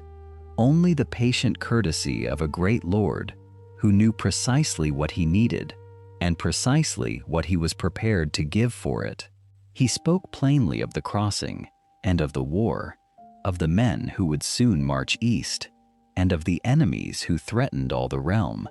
and he let the old man bluster and complain and enumerate his grievances without once losing the calm that made his words carry the greater weight. Beside him sat Catelyn, and it was she who softened the hard corners of the bargain, for she had known the phrase since her girlhood at River Run, and she understood the wounded pride that lay beneath the old man's spite. She reminded him gently of old kindnesses and old kinships, of the loyalty her father Hoster Tully had shown him in years past, and she flattered his sons and complimented his fortress and asked after his many children by name, and where Ned's authority commanded, her warmth persuaded, so that between the two of them the negotiation moved along a path that neither anger nor fear could reach. Walder Frey found, to his own surprise, that he was not being cornered but courted, and that made all the difference in the terms he was willing to name. There would be a betrothal, for the old man would have his blood tied to Winterfell one way or another, but the marriage he secured was not the fatal one. A Frey daughter, a shy girl of middling years with quick dark eyes, was promised not to Robb the heir, but to a lesser Stark cousin, a steady young man of the greater house's outer branches who would carry the name without carrying the burden of the succession, and so Robb was left wholly free of any promise that might one day rise up to devour him. Ned agreed as well to foster 2 Frey boys at Winterfell and to grant honors to certain of the old man's sons, small concessions that cost the North little and satisfied Walder Frey's endless appetite for prestige. And when the terms were struck, they were struck upon ground that neither party would come to resent, an alliance built upon fair exchange rather than upon fear and grudging necessity. The crossing itself began the following dawn, when the mists still clung to the river and the great gates groaned open upon their ancient hinges, and it was Jon Snow who led the vanguard across the bridge. Ned had given him the honor deliberately, trusting the discipline the boy had shown, and Jon did not disappoint that trust, for he ordered the column with a calm precision that belied his years, sending scouts ahead and holding the ranks tight against the press of the narrow span, watching the footing of the horses upon the wet stones, and never once letting the crossing fall into the confusion that so easily claimed a moving army. The Frey sons watched him from the towers above, expecting to sneer at the bastard the way they sneered at most things, and found instead that they could not. There was one among them, a lean and watchful man named Black Walder, who was known to be quick with insult and quicker with his blade, who came down to the bridge to test the young commander, and he stood at Jon's shoulder for a long while, saying nothing, only observing. At last he spoke, and his voice held none of the mockery he had prepared. "You've a soldier's eye," he said grudgingly, watching the last of the horse file cleanly onto the eastern bank. "I'll grant you that much, bastard or no."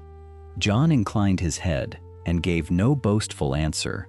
only murmured that the crossing had been made safe by good men and better fortune, and something in that modesty earned him a respect that flattery never could have won. So the northern host passed over the Green Fork upon terms of honor, and left the twins behind them not as a place of hidden treachery, but as a bridge truly crossed, an alliance sealed in daylight rather than in blood. And ahead of them, along the winding banks of the Trident, Robb Stark waited with his younger lords for the first true trial of the command his father had granted him. The Whispering Wood took its name from the sound the leaves made when the wind moved through them, a soft and endless murmur that seemed to speak in tongues no man could quite decipher. And it was into that shadowed hollow of alders and oaks that the pride of Casterly Rock rode all unknowing, on a night when the moon hung thin and silver above the treetops. Robb Stark had chosen the ground with a care beyond his years, and Jon Snow had ridden the trails beside him in the failing light, the two of them mapping every deer path and dry stream bed until they knew the wood as well as any poacher. And now they lay hidden among the ferns, with the northern host coiled tight around them like a bowstring drawn back and waiting to loose. There was a stillness to the wood that pressed upon the men, a held breath that stretched taut across the space between one heartbeat and the next. And Jon felt the cold of the earth seeping up through his mailed knees, while his fingers rested light upon the pommel of his sword. And beside him, Grey Wind lay flat and soundless, with his golden eyes fixed upon the darkness where the enemy would come. They came at last, the horsemen of the west, their armor catching what little moonlight filtered through the branches, and at their head rode a man whose golden hair shone even in that dimness, a man who laughed as he rode and spoke of victories not yet won, for Jaime Lannister did not know that he rode into a snare. When Robb gave the signal, the wood erupted, and arrows sang down from the dark slopes on either side, and the Northmen fell upon the Lannister column with a roar that shook the whispering leaves into a frenzy of sound. Horses screamed, and men shouted, and steel rang against steel. And through the chaos, Jon Snow rode with a purpose that had nothing of recklessness in it, for he had marked where the golden helm gleamed, and he drove toward it through the press, with Grey Wind bounding ahead to hamstring the horses in his path. It was Jon who reached the Kingslayer when Jaime's own men had fallen or fled, Jon who turned aside the blow that would have taken his head, and pressed the great knight back against the trunk of an ancient oak. And though Jaime Lannister was accounted among the finest swords in all the Seven Kingdoms, he had been fighting since the ambush began, and his horse was gone, and his arm had grown heavy, and when Jon's blade found the gap, and Grey Wind's weight drove the man to the leaf-strewn ground, the Kingslayer knew that he was beaten. He looked up at the young man who stood over him with a sword at his throat, this dark and grave-faced fighter who wore no lordly arms, and he asked in a voice grown ragged with exhaustion who it was that had unhorsed him. And when he was told it was the bastard of Winterfell, he laughed once more, though there was little mirth in it now. Word of that deed ran through the Riverlands faster than any raven could fly, and men who had never seen Jon Snow's face spoke his name in the same breath as they spoke of Robb the young wolf, and they did not always remember to name him bastard when they told the tale. In the days that followed, the northern host came together with the river lords beneath the walls of River Run, and there Eddard Stark waited, gray and steady, holding in his weathered hands the command that bound the whole of the rebellion together. He received his sons with an embrace that men remembered long after, and he took the measure of what they had won, and when the lords crowded into the high hall to speak of what should be done with the great prize now caged in the deepest cell beneath the tower, it was Ned Stark whose word settled the matter. There were those who counseled a swift exchange, who spoke of ransoms, and of the value a Lannister might fetch, but Ned would hear none of it, for he had seen in his long life what came of squandering an advantage bought so dearly with blood. "The Kingslayer is worth more to us behind a locked door than upon any road home," he said, and his voice carried the weight of a man who had thought the matter through to its end. "So long as we hold him, Tywin Lannister must weigh every stroke against the life of his golden son, and that is a leash I do not mean to let slip for the price of a few hostages returned." There was a firmness in him that brooked no argument, and the lords who might have pressed for haste fell silent before it, for they knew that grief made men foolish, and that Lord Stark grieved for no one, his children being whole and safe, and gathered close about him beneath one roof. Whatever rashness a wounded heart might once have counseled had no purchase here, for there was no wound, and the leash held fast. So Jaime Lannister remained in his cell with double guards upon the door, and a third set upon the stair, and the Stark cause swelled like a river fed by mountain snows. Lords who had wavered in the early days, who had wondered whether it was wisdom or folly to hazard their houses upon a rebellion led by a boy scarcely blooded, looked now upon a different banner altogether, for it was no untested youth who held the reins, but Eddard Stark himself, a living lord of proven honor, whose name carried the trust of a lifetime honestly spent. They came to Riverrun in their tens and their scores, the small lords and the great, bending the knee, not to a green boy crowned in desperation, but to a man they knew they could follow without shame. And the halls that had stood half empty in the first uncertain weeks now rang with the voices of a growing host. And through it all, Eddard Stark moved with a quiet gravity, receiving each oath and weighing each new strength, knowing full well that the taking of the Kingslayer had bought them not victory but time, and that in some southern camp beneath a golden banner, an old lion had already begun to sharpen his answer. It came in the great hall of Riverrun on an evening when the rain had finally spent itself against the windows, leaving the air washed clean and the torches burning steady in their sconces. The lords had gathered after the day's councils, their bellies warmed with wine and their spirits high with the memory of the Kingslayer sitting chained in a cell beneath their feet, and it was in that flush of triumph that the first voice rose. It came from the great Jon, as such voices so often did, that vast bear of a man who could no more contain his passions than a storm could contain its thunder, and he surged to his feet with his cup lifted high and declared that the Starks needed no king in the south to tell them how to keep the north. His words fell upon the hall like a spark upon dry tinder, and within moments the benches were alive with the rumble of agreement, with fists pounding upon oak and voices calling out the old grievances of 100 southern injuries. They spoke of Torrance Stark, who had bent the knee, and of all the winters the north had weathered alone, while the summer kingdoms forgot that the cold ever came.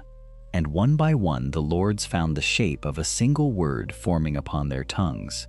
a word that had not been spoken in earnest for 300 years. The great Jon drew his blade and named Robb the king in the north, and the steel of a dozen other swords answered him, ringing free of their scabbards, and the young man at the high table sat pale and uncertain beneath the weight of a crown he had never asked to bear. Yet it was not to Robb that the hall turned when the clamor reached its height, but to the man who sat beside him, still and quiet, his long face grave in the torchlight. Eddard Stark rose without haste, and something in the manner of his rising stilled the noise around him, for these were men who had known him or known of him across the whole span of their lives, and there was a gravity in him that no shouting could overrule. He let the silence gather before he spoke, and when the words came they were low and measured, each one set down as carefully as a stone in a wall meant to stand against the winter. He told them plainly that he would take no crown for his house, that Robert's true heir was not the boy who sat the Iron Throne through incest and murder, but Stannis Baratheon, the brother by blood and by law, and that to declare a separate kingdom now would be to trade a just cause for a selfish one. A crown taken in the warmth of a single victory, he said, was a crown that would grow heavy and cold in the long years of war that must follow, and a north that stood alone would find itself an island in a sea of enemies, cut off from every friend, forgotten by every ally, left to face the springtime armies of the South with none but its own exhausted lords to call upon. The Great Jon roared his objection, red-faced and defiant, but Ned met the great lord's fury with a stillness that would not be moved, reminding him that it was one thing to win a war and quite another to win a peace, and that the North had bled enough in its history to know the difference. Catelyn watched her husband from her place at the table, and she felt the old fear that had ridden her since Bran's fall ease a little within her breast. For here was the man she had married speaking with the voice she had always trusted, and she found her own resolve rising to meet his. When he had finished, she rose in her turn, and the lords who might have shouted down a woman in another hall fell quiet before the Lady of Winterfell, for she was a Tully of Riverrun, and this was her father's house. She reminded them, gently and without scorn, that thrones won in the flush of victory were so often lost in the barren depths of winter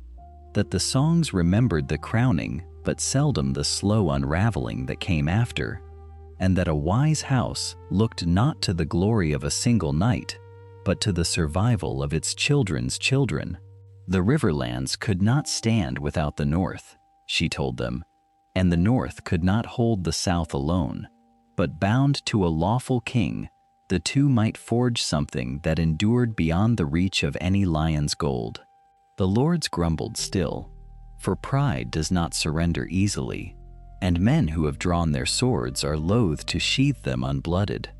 Yet they yielded, one by one, in a way they never could have yielded to a green and untried boy. So it was decided, not in the heat of acclamation, but in the cooler hours that followed, when the wine had thinned and the mind had room to reckon consequences. The Starks would send word to Dragonstone, to Stannis Baratheon, who styled himself the rightful king, and they would offer him their swords and their strength in exchange for his confirmation of the ancient rights of the North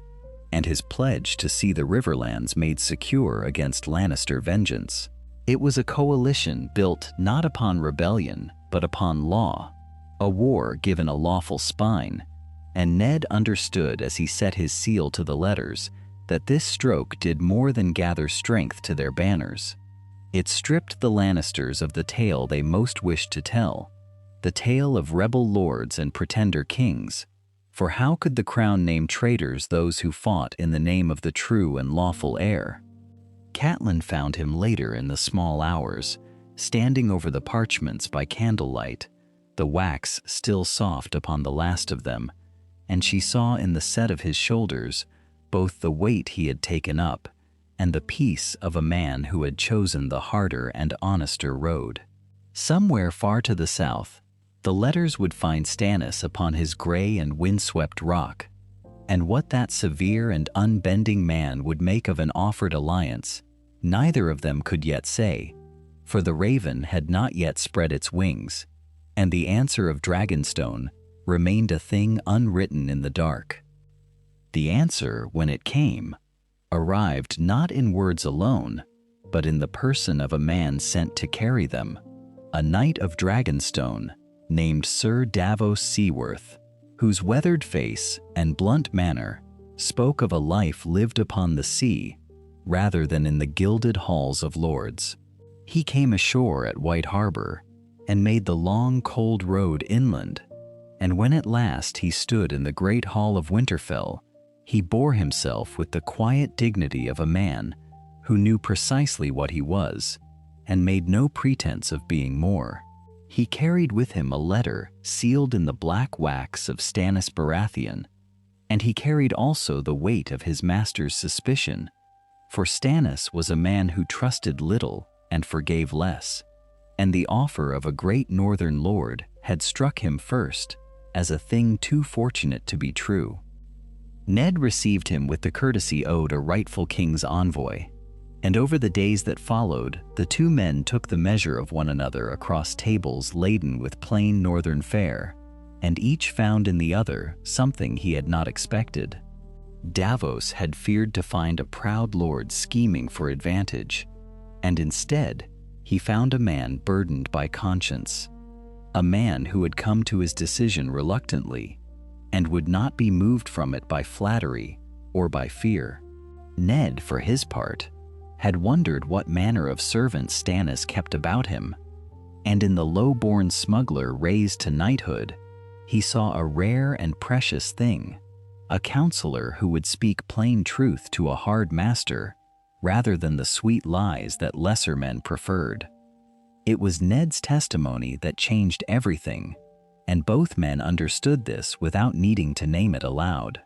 Stannis had claimed the throne upon the grounds that Robert's children were no children of Robert at all, that the golden-haired boy who sat the Iron Throne was the fruit of incest between the queen and her own brother, and that by the ancient laws of gods and men, the crown passed therefore to Robert's eldest surviving brother. Yet a claim, however true, was only as strong as those who would swear to it, and coming from Stannis alone, the charge had the ring of a thwarted man's bitterness, the sour grievance of a brother passed over and left to rule a barren rock, but coming also from Eddard Stark, from the hand of the king who had uncovered the secret in the dusty pages of an old book, and paid nearly with his life to do so, from a lord whose honor was proverbial the length of the realm. The charge became something no man could easily dismiss.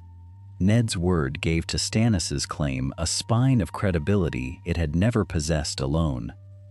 There was another presence upon Dragonstone that Davos spoke of only reluctantly, when the wine had loosened the guard he kept upon his tongue,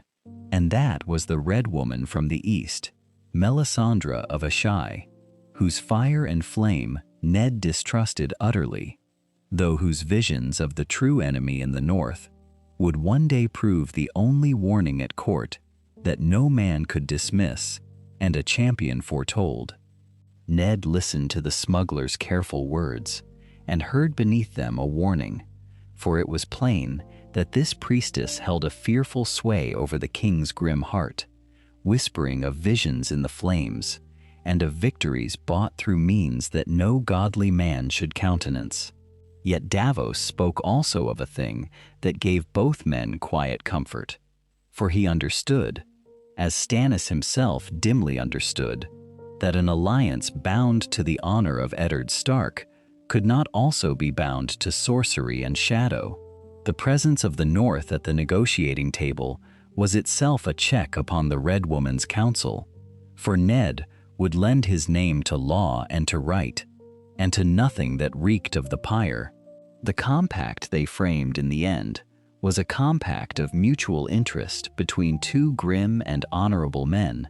and whatever the priestess wished, she could not unmake it.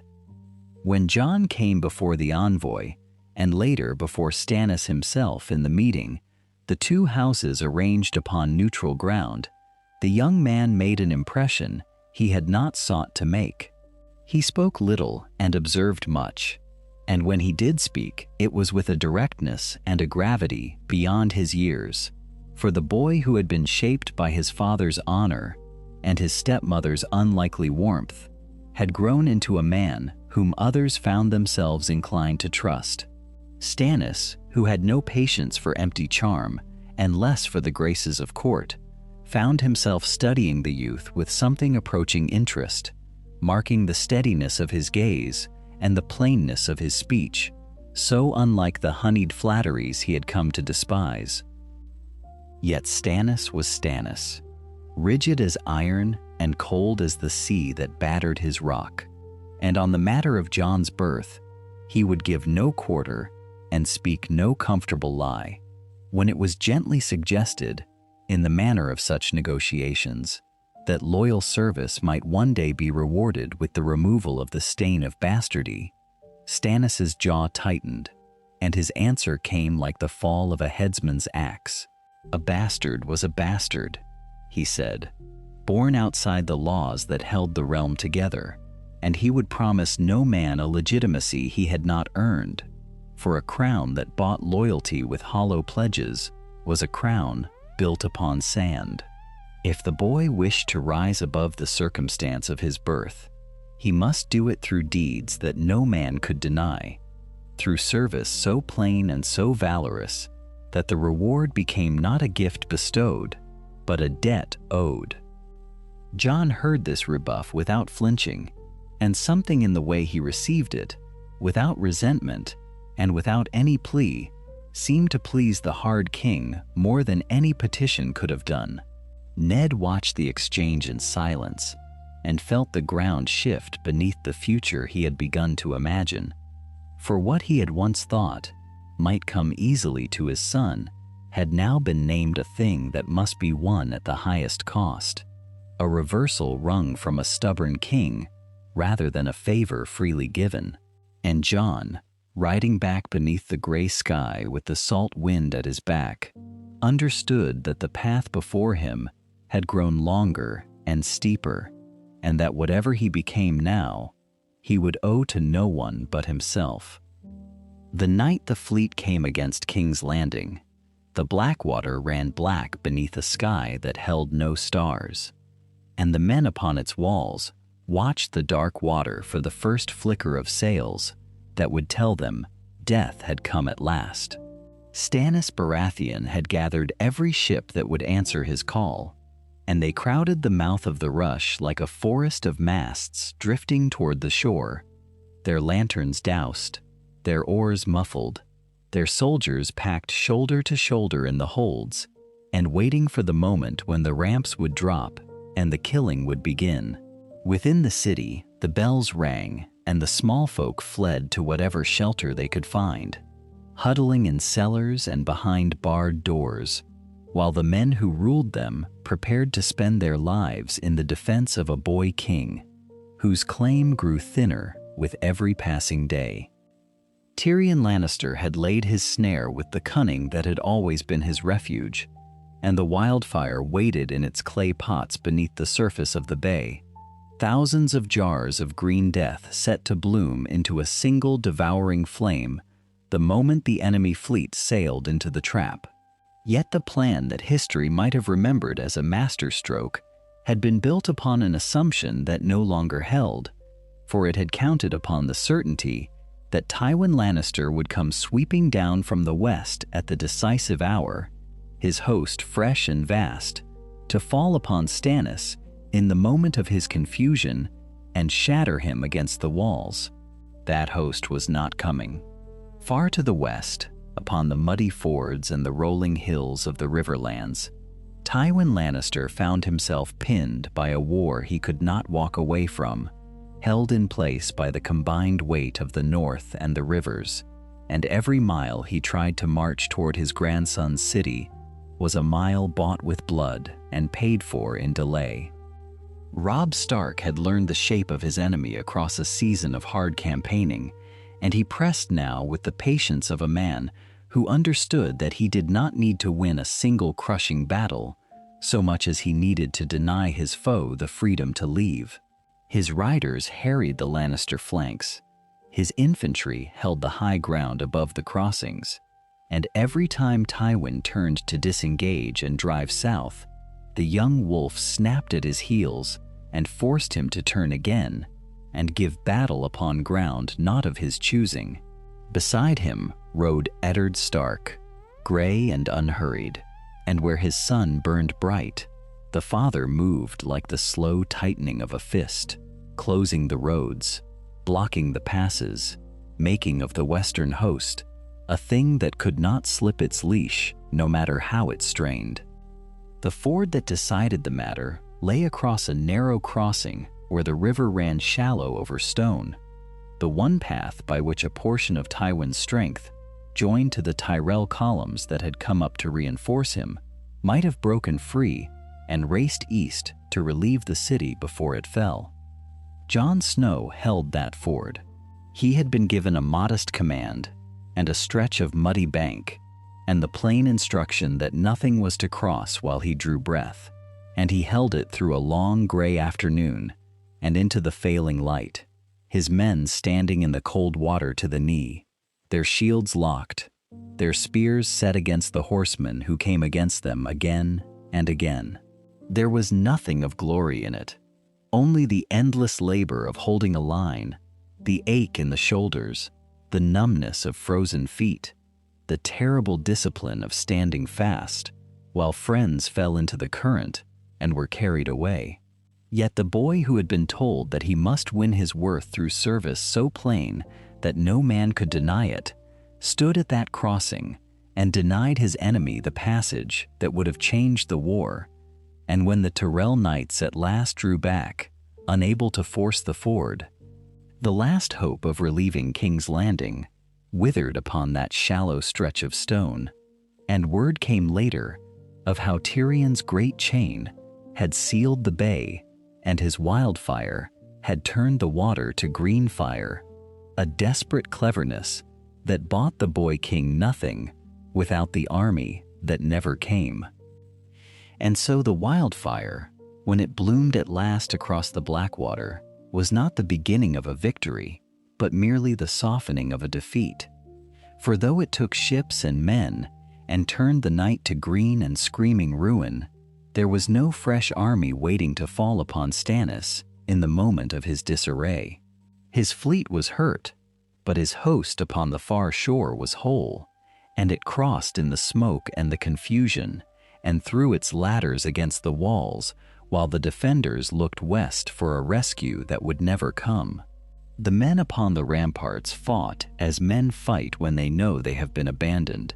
and they fought well. But there is a moment in every siege when the defenders understand that no one is coming to save them,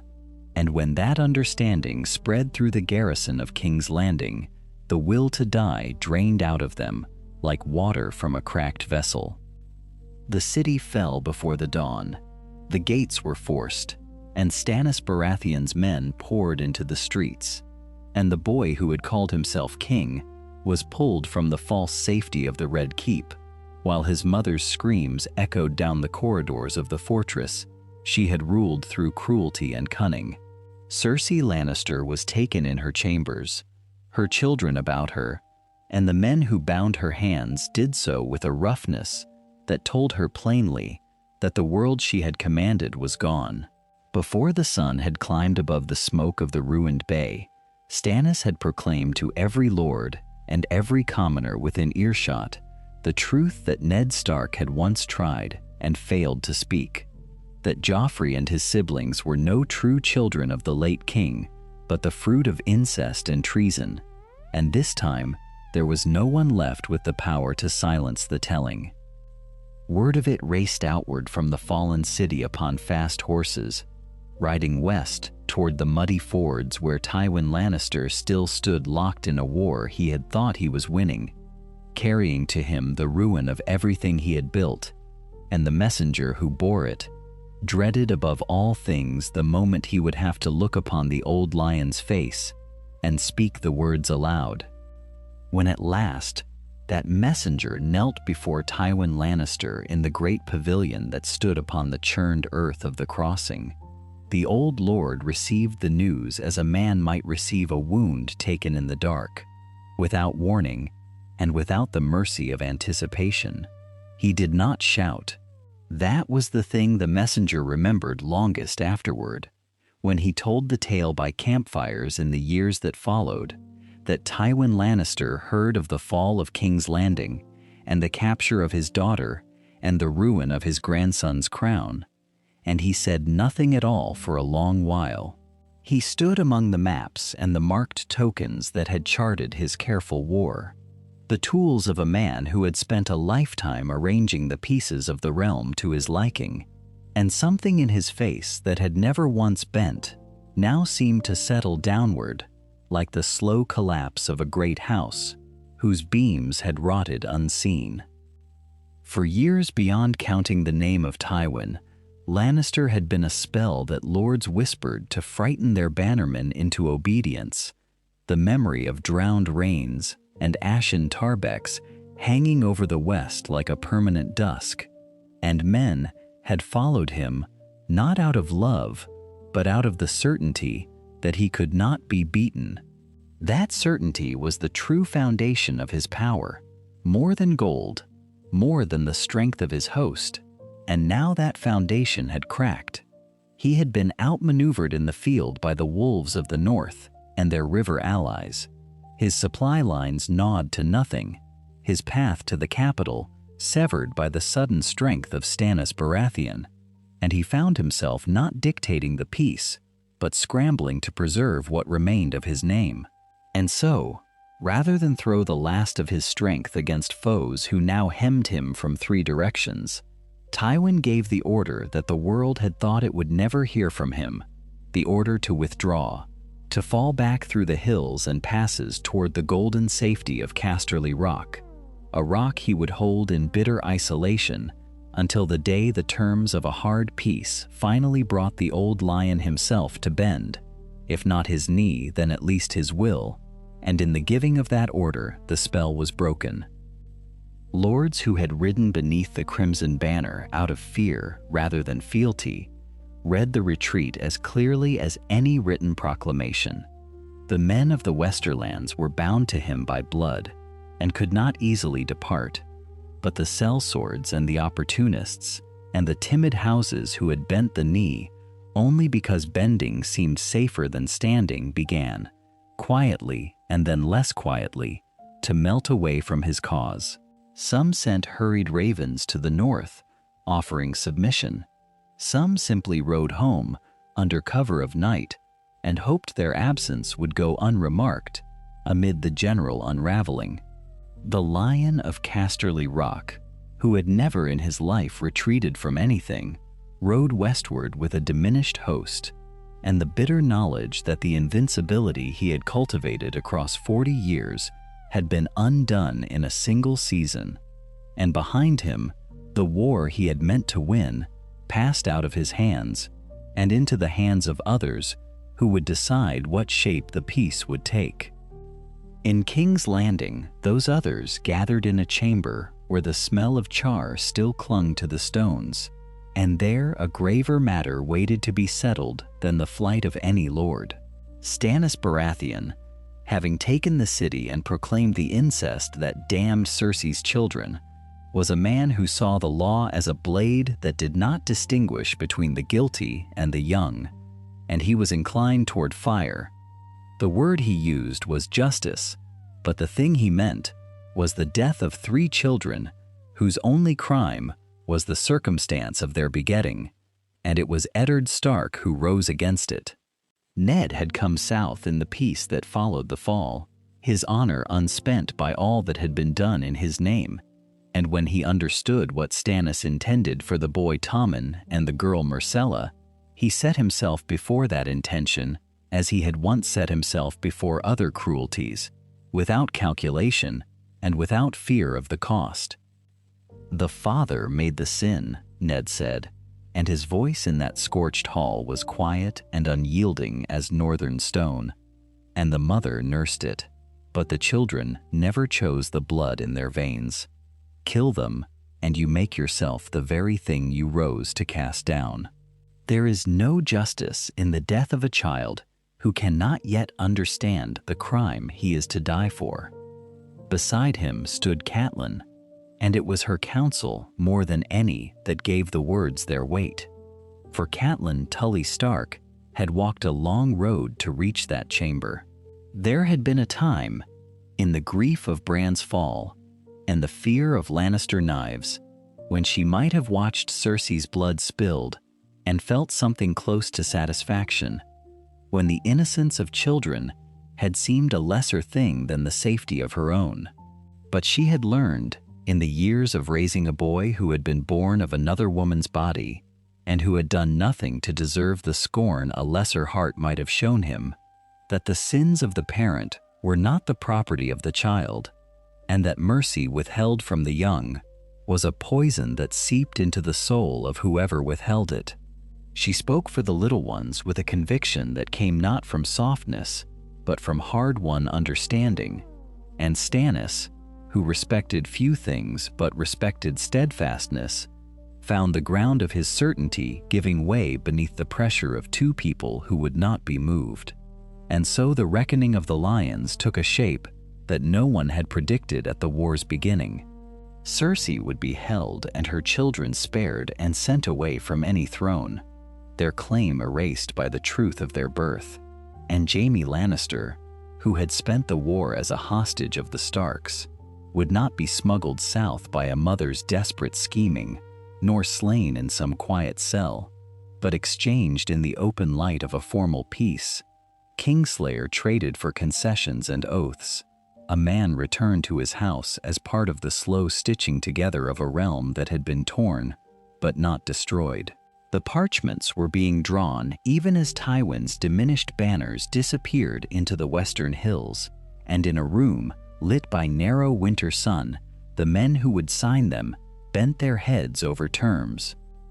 While the great houses of the south bent their heads over parchment,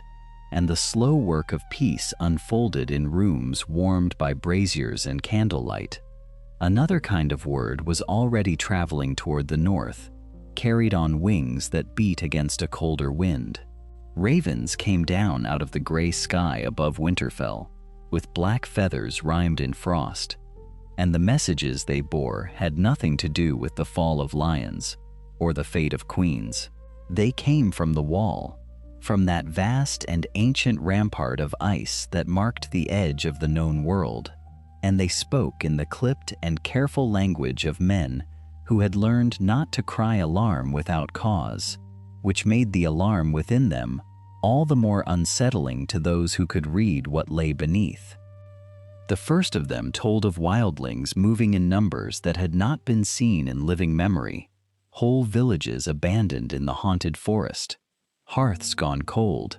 the free folk drifting south toward the wall as though fleeing something worse than the watch that guarded against them. The second spoke of ranging parties that had gone out beyond the ice and not returned, of men swallowed by the white silence, of Benjen Stark himself leading rangers into the trees and sending back reports that grew stranger and more sparing with each passing moon. There were mentions of cold that killed too quickly, of shapes glimpsed at the tree line, of a stillness in the deep wood that the oldest brothers of the Watch found more troubling than any war cry. The maester who read these words aloud in the great hall of Winterfell did so in a low and steady voice, but his hands were not entirely still, and Ned Stark listened with the particular attention of a man who had never once dismissed the northern superstitions as mere tales for frightened children. Jon Snow stood among the gathered men as those ravens were read, and something in him that had lain quiet through all the long months of war stirred and lifted its head. He remembered, as clearly as if it had been yesterday, the longing that had lived in his chest as a boy, the way his eyes had turned north whenever the talk in the yard was of the Watch and its black brothers,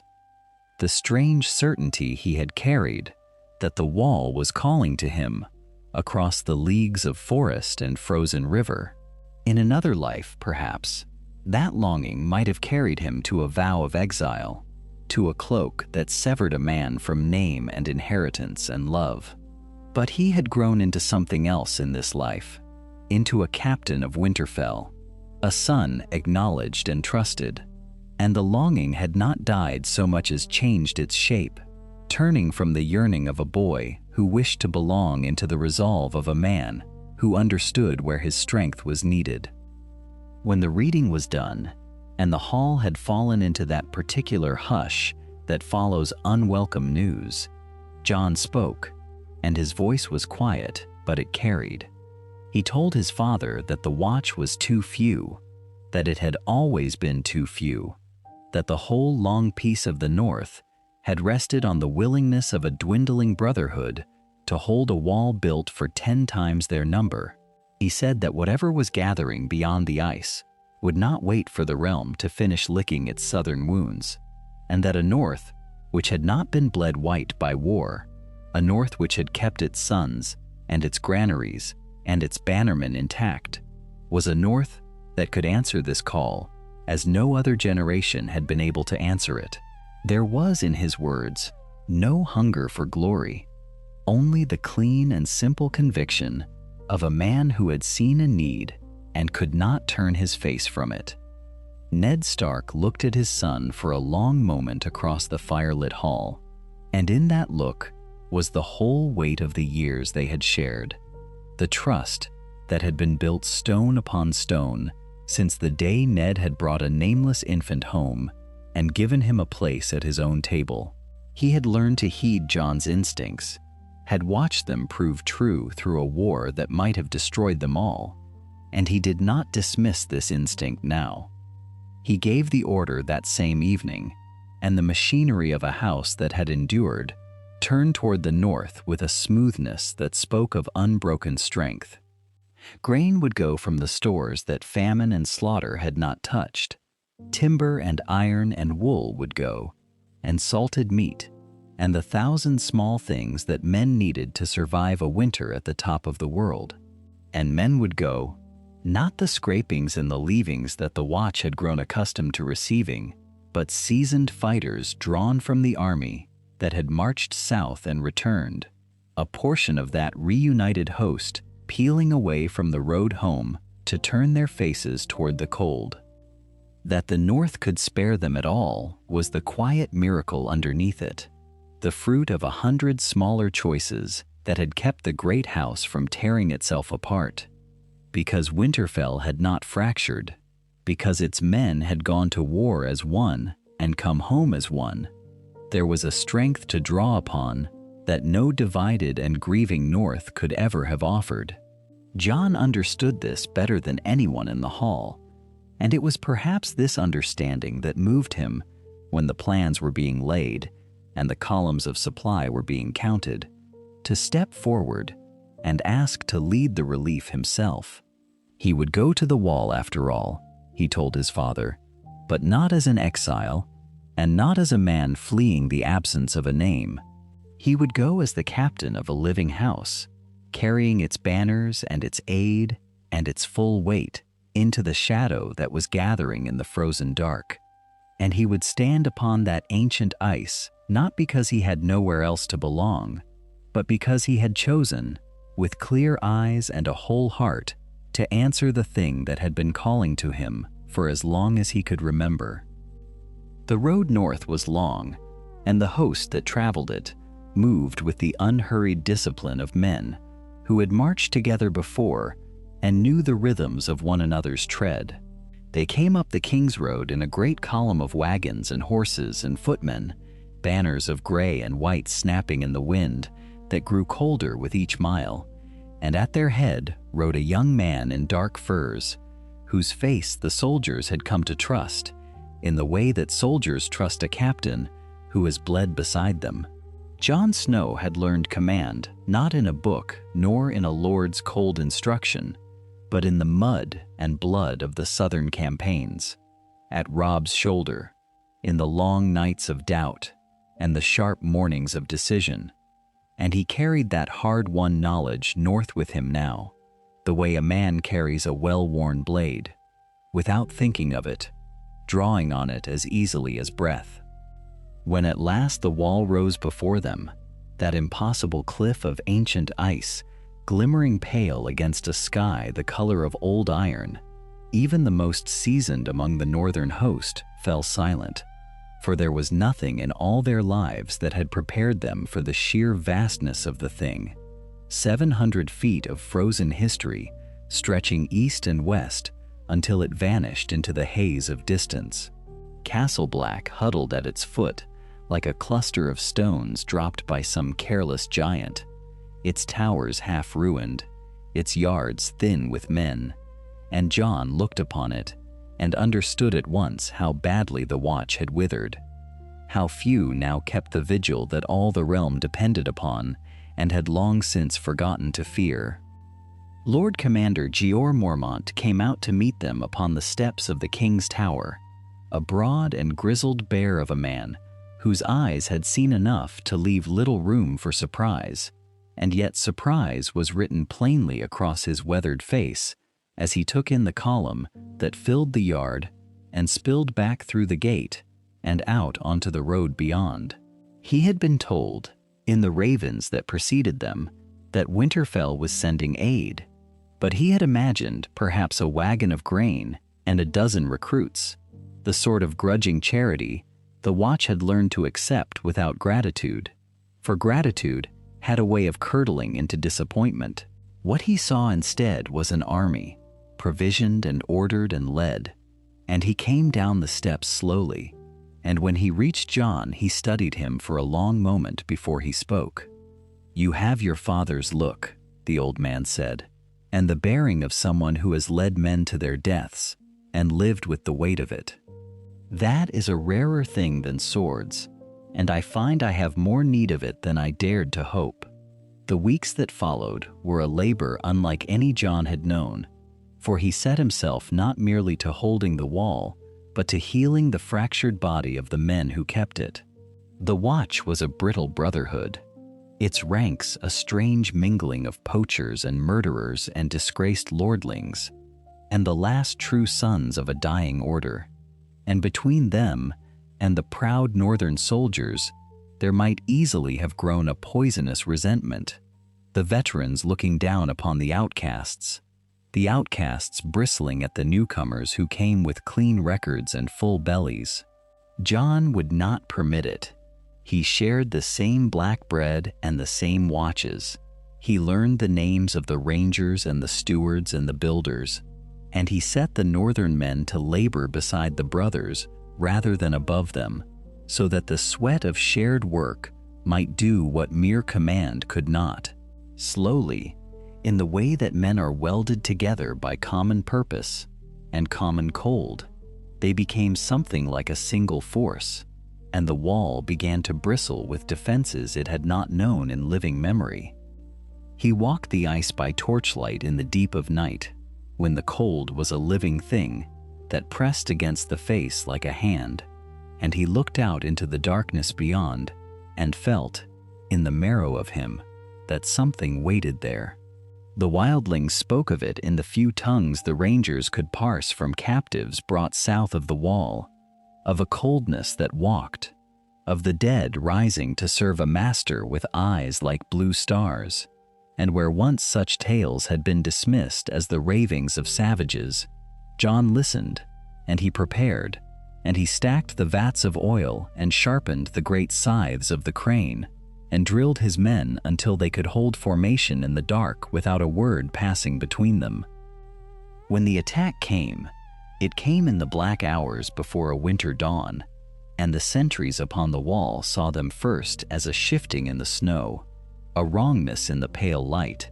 and then as shapes that moved against the wind with the stiff and dreadful patience of things that no longer needed to breathe. The horn sounded 3 long blasts that shook the frozen air, and where in a darker world such a warning might have found a garrison too few and too weak to answer, here it woke a defense that had been readied for exactly this hour. Fire fell upon the dead in sheets of burning oil. Arrows found them by the hundred, and the men held the line upon the ice with a discipline that did not break. And when at last the gray light of morning crept over the field, the attackers had been thrown back into the trees,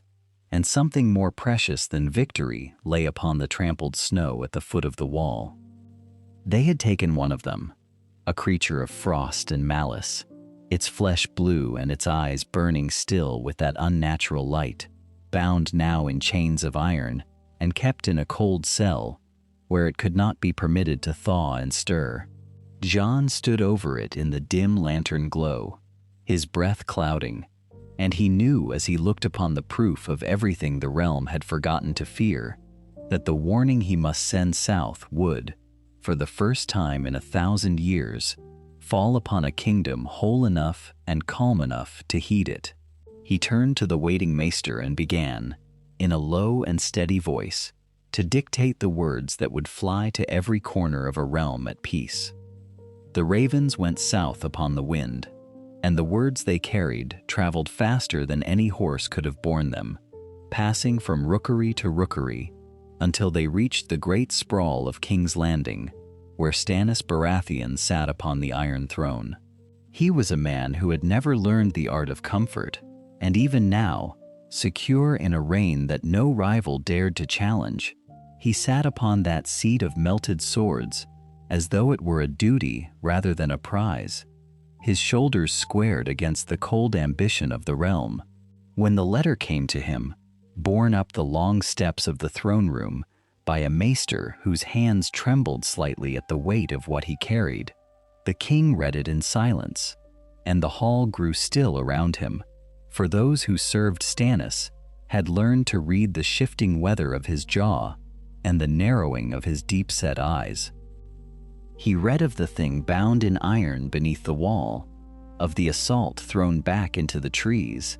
and of the name that appeared again and again in the accounts that followed,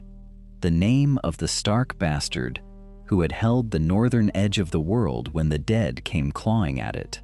Stannis had not been a man given to gratitude, for he believed that duty was its own reward, and that a debt paid was merely a debt paid. But even he could not look upon the long ledger of the Stark loyalty without feeling the weight of it settle upon him. Eddard Stark had bent the knee to him when others had schemed and delayed. The North had held while the South warred and starved. And now the boy who had no proper name had given the realm its first true proof that the old terrors were no children's tale, and had done it without asking anything at all. It was Ned who came south to stand before the throne, his face weathered and older than his years, and Catelyn came with him, riding at his side through the muddied roads of a kingdom slowly healing from its wounds. She had not wished to remain behind in Winterfell while this thing was done, for she understood, as few others could, exactly what circle was about to close.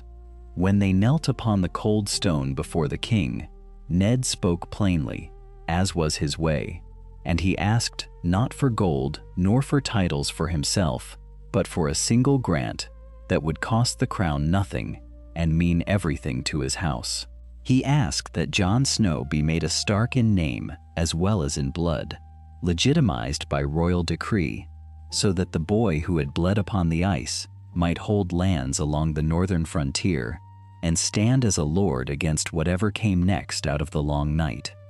Stannis considered this in the manner he considered all things,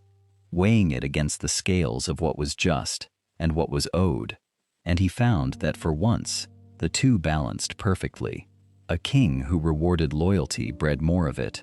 and a realm that faced the dead needed lords upon its edges who would not flee. He asked whether there were any within House Stark who objected to the elevation of a natural-born son, for he was a man who preferred no hidden resentments to fester beneath the surface of a grant, and it was then that Catelyn Stark rose from where she knelt and gave her voice freely before the whole of the court.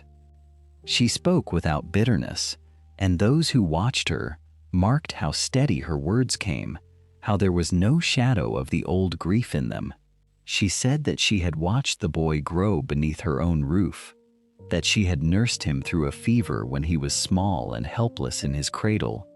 and that whatever wound his birth had once threatened to open in her heart had long since healed into something she could only call kinship. She said that he had defended her sons and her home and the very living world against the cold, and that no house in the realm could ask for a son more worthy of its name. She gave her blessing plainly and fully, and there was a murmur through the hall at the sight of a high-born lady standing witness for a base-born child, with neither reluctance nor pretense. The king listened, and when she had finished, he was silent for a long moment, and then he took up the pen that his maester offered and set his hand to the decree. By the authority of the Iron Throne, and in recognition of services rendered to the realm in its hour of gravest peril, Jon Snow was to be Jon Stark henceforth and forevermore, freed of the shadow of his birth, a legitimization that in another, colder world would have curdled into a threat to Robb's inheritance, but which here, Robb himself had petitioned the crown to granted lands and holdings along the northern reaches to hold against the enemy that gathered beyond the wall. The wax was warmed, and the royal seal pressed into it, the stag of Baratheon biting deep into the crimson, and it was done. A boy who had been given nothing but a place at the edge of a table and the coldness of a name that marked him as unwanted, had become a lord of the North by the word of a king.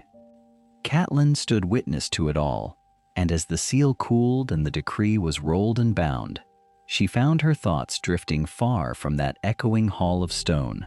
back across the long miles to a night many years gone, when she had sat beside a fevered cradle in Winterfell and made a choice that no one had asked of her and no one had expected. She had not known then what her mercy would become. She had not seen the lord it would raise, nor the loyalty it would purchase, nor the shield it would forge for her own children against the dark. She saw it now, in the quiet certainty of a circle drawing closed, and she thought of Ned's face when word of the decree reached the boy in the far cold north, and of what would be written back in answer. Ned took the sealed parchment into his own keeping,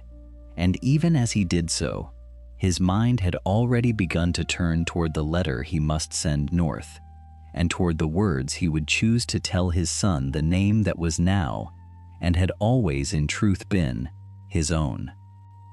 The letter never reached its answer in the way any of them had imagined, for the winds that carried word of names and titles through the crownlands carried too the older and colder news that had begun to gather at the top of the world, and by the time the ravens had crossed the neck, the whole realm had turned its face northward as one. The white shadow that men had spoken of in whispers for 1,000 years, and at its head, glimpsed only once through the storm of battle, a figure crowned in ice, whose fall would decide whether the dead marched on or crumbled, had ceased to be a story told to frighten children into their beds, and had become a thing that pressed against the base of the wall with the patience of a tide that meant to swallow the shore. Yet the realm that rose to meet it was not the fractured thing it might so easily have become, not a scattering of rival kings each hoarding his own strength against the others, but a single body braced against a single dark. Stannis wore his crown at the head of the muster, and the iron of his justice, so unbending in gentler times, had found at last the exact enemy it was made to break. Beside him rode the Lannister host, chastened and gold-clad, Tywin himself lending the terrible engine of his discipline to a cause that offered no throne to seize and no advantage to hoard. For even that flint-hearted lord understood that ledgers meant nothing to a foe that could not be bought or bargained with. The Tyrells came up from the south with their granaries emptied into wagons and their columns bright as summer, and the whole of it moved beneath one banner and one purpose, the way a river gathers 100 streams into a single flood. And the north came whole. That was the thing men would remember longest, that the north that answered the horn was not bled thin by rebellion or hollowed by grief, but arrived intact and unbroken, its lords still loyal to a single house and its strength undivided. Robb Stark led that host himself, a young man grown into the full weight of his command, and there was in his bearing none of the desperate improvisation of a boy forced too soon into a war he did not choose, but rather the steady confidence of a lord who had been raised alongside a brother he trusted with his life, and who now rode to fight beside him, as they had sworn 100 times in the yard of Winterfell that they would. For Jon held the wall, the letter with its sealed name, had found him already garbed in black and gray against the killing cold, already commanding men along the length of that great rampart of ice. And whatever answer he might have written was set aside in the press of what was coming. He read it once by candlelight in the small hours, read the words that told him what he had always, in some hidden chamber of his heart, suspected himself to be, and he folded the parchment and set it against his breast beneath his cloak, and he wept a little, quietly, in the way of a man who has been given a thing he stopped daring to want. Then he rose and went out onto the wall, because the horns had begun to sound, and there was work that only he could do. The battle, when it came in the deep blue dark of the year's turning, when there was no true day left, and the sun hung low and pale as a dying ember at the rim of the world. The dead threw themselves against the ice in numbers past counting, and the wall held and held and held, until in the third hour it did not, until a great section of it groaned and buckled and came down in a roar of splitting cold,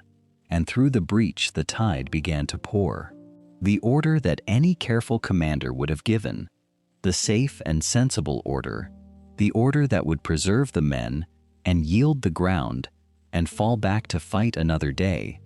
rose to 100 lips along that shattered rampart, and every eye turned to the man who wore the command. Jon did not give it. He stood at the breach with the wind screaming past him and the dead climbing the rubble in their pale, silent multitudes. And he understood in a single clear and terrible instant that if the line fell back now, it would never stop falling back, that the whole war for the dawn would be decided in the next 100 heartbeats upon this one broken span of ice, and that the ground could not be yielded, and then it could not be won. He set his feet, he raised his sword, and it burned against the dark, and he called to the men around him in a voice that carried over the wind. And what he told them was not that they would live, for he could promise no such thing, but that they would hold, and that behind them lay everything they had ever loved, and that here and now the night would break itself against them, or the world would end. They held. It was his command that made them hold, his certainty that steadied the wavering line, his refusal to break that gave 1,000 frightened men the courage to stand where every instinct screamed at them to flee. And the dead broke upon that stand as waves break upon a headland. And when the crowned figure at their heart fell at last beneath the fire and the burning sword, the whole vast host crumbled to bone and frost in a single breath, the master slain and the slaves freed. And in the east, faint and gray and impossible, the sky began at last to pale toward morning. The man who held that breach was not a broken thing, not a bitter exile nursing his grievances at the edge of the world, not a boy taught by cruelty that he was worth nothing and owed nothing and belonged nowhere. He was a lord who had been loved into strength, who had been given a place and a name and a certainty of his own worth, and it was precisely that strength, forged in the mercy of a woman who had once chosen not to hate him, that let him stand where a lesser and lonelier Jon could never have stood. The dawn broke because he chose to stay, and far to the south, in the great host that pressed northward through the failing dark, Robb Stark felt the horns change their note and looked up toward the wall with his heart in his throat, not yet knowing whether his brother lived,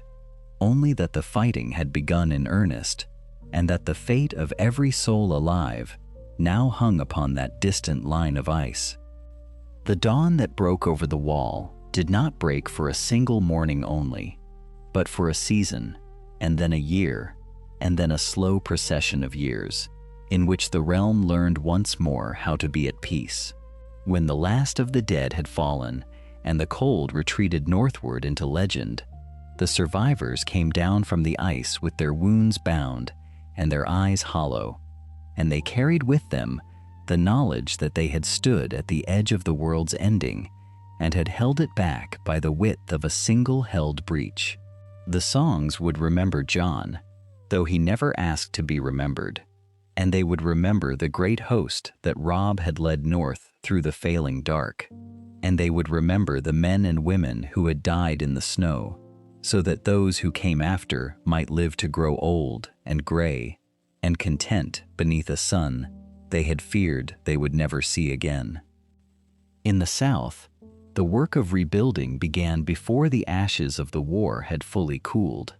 King's Landing rose slowly from the ruin the years of struggle had made of it, its scorched towers repaired stone by patient stone, its markets reopening, its people returning to the ordinary business of living. Stannis Baratheon sat the throne he had never wanted for its glory, but only for its duty, and he ruled as such a man rules, with a sternness that brooked no corruption and a justice that made no distinction between the highborn and the low. He was not loved as some kings are loved, with easy warmth, but he was respected, and in the aftermath of so much treachery and blood, the realm found that respect was worth more than affection. The lords who had survived the long war gathered in his rebuilt hall and swore their oaths anew, and for the first time in living memory, those oaths were kept,